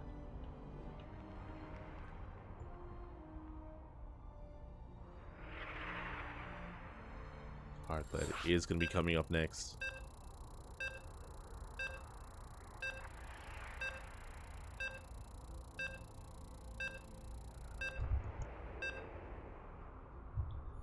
And you can hear the beast. We are loading on in. Hard Lead, of course, having a very short rush distance by ground. Oh, this wouldn't be a bad map for a 2-base all-in when it comes to Terran play. I'm thinking Special 2-base all-in. He could proxy as well. We got options. We got options for aggression here, and I feel like this is his stomping ground. I feel like this is where Jeshi, again, under a lot of pressure, has to fight back. Can he pull it off, though? As spawning in the bottom right-hand corner of Hard Lead, we have the Mexican Terran, the blue Terran. 1 game away. 1 more is all he needs. Uno más, por favor. It is Special.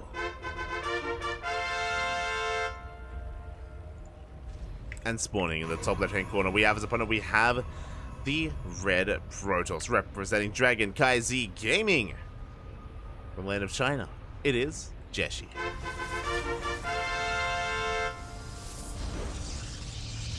Here we go.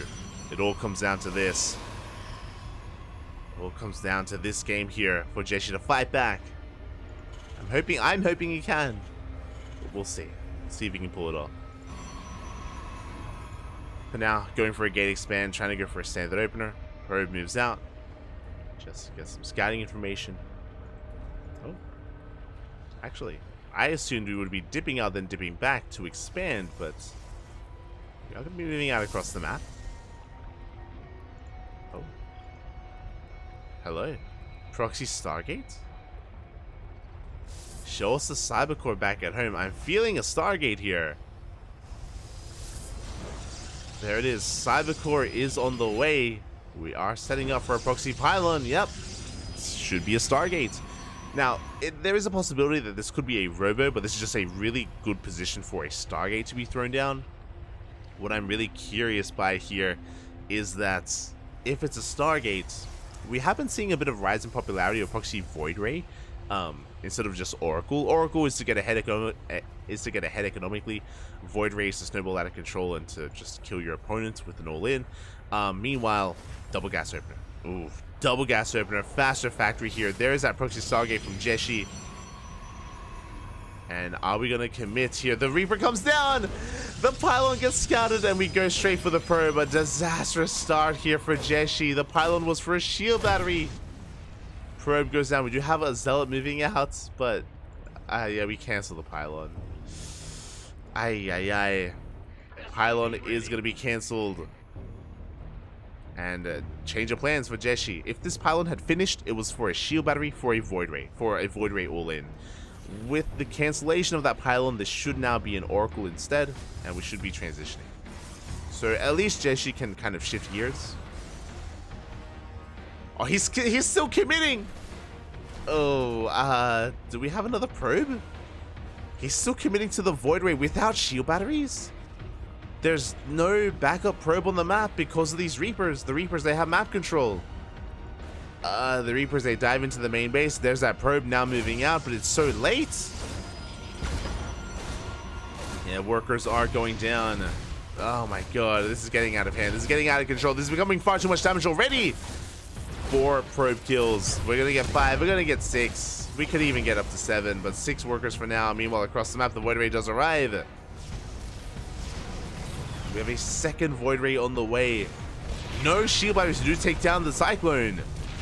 One Cyclone goes down. Can we pull this off? Yo, can this work? Where can be the production? Starport will not finish. Another Cyclone does arrive. Where's the repair?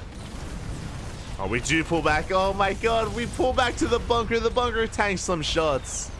We clean up the first Void Ray. But I would still like a repair on that Cyclone. So we do get a lock on the Adept as well. Adept is going to be going down. Here comes another Void Ray there from behind. We do trap that Cyclone. Big pick off. Big pick off there from Jeshi. But this still feels very disjointed. Do activate the pulsar beam. Do anchor alignment. But the Void Ray is going to fall. And again, we just have no momentum here. We're still making one Void Ray at a time. Very delayed expansion. CC's, sorry, the command center, the orbital is already done, already morphed in for special. Second factory on the way for double Cyclone production. Now, Jeshi, he has been able to trade, true. He has been able to reset and, yeah, just reset that Cyclone count, but these have been expensive losses. And I can't get behind this. I can't say it's been worth it. It just hasn't. We're chasing down the Void. Get out of here.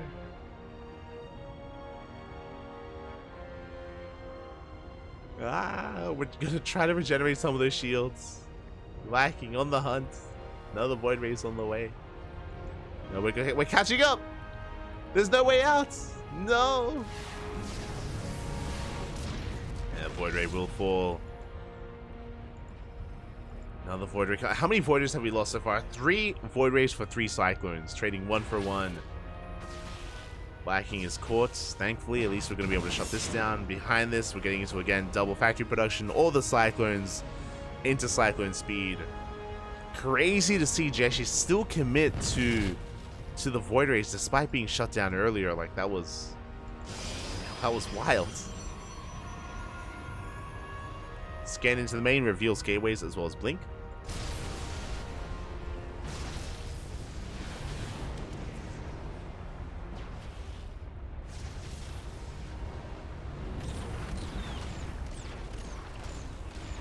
Cyclones, they will force back the army. We have found the proxy location. We will shut it down. And after we shut down this proxy, we're going to be going for a big counterattack, and that counterattack is going to be brutal. Here we go. We are pushing. Behind this, Jeshi, he's got a handful of Stalkers. He's got 1 Void Ray. He does have additional gateways on the way. He needs to warp in desperately. Can he somehow survive? The shield batteries aren't done. The Void Ray, it's gonna go down as well. Big pick off. The boys are being pulled. They have to be overcharged as well, but it's not enough. Additional Stalkers are being warped in. Good target firing, but the Stalkers, they still fall. Too much DPS. Shield battery goes down. Boys are being pulled again for a second time. And even if we clean this up, the trades have been brutal here. Once again, Special landing the CC here behind the Stalkers. Just so we can make Marines. But Stalkers go down, and it looks like Special, he has done it! He has broken through the defensive line. He shut down the proxy. Achieve his own in this series. GG gets called. Congratulations, as Special is going to be this week's ESL Open Cup Americas champion. GG. GG, well played. Congratulations here to Juanito, to Special. Oh my god.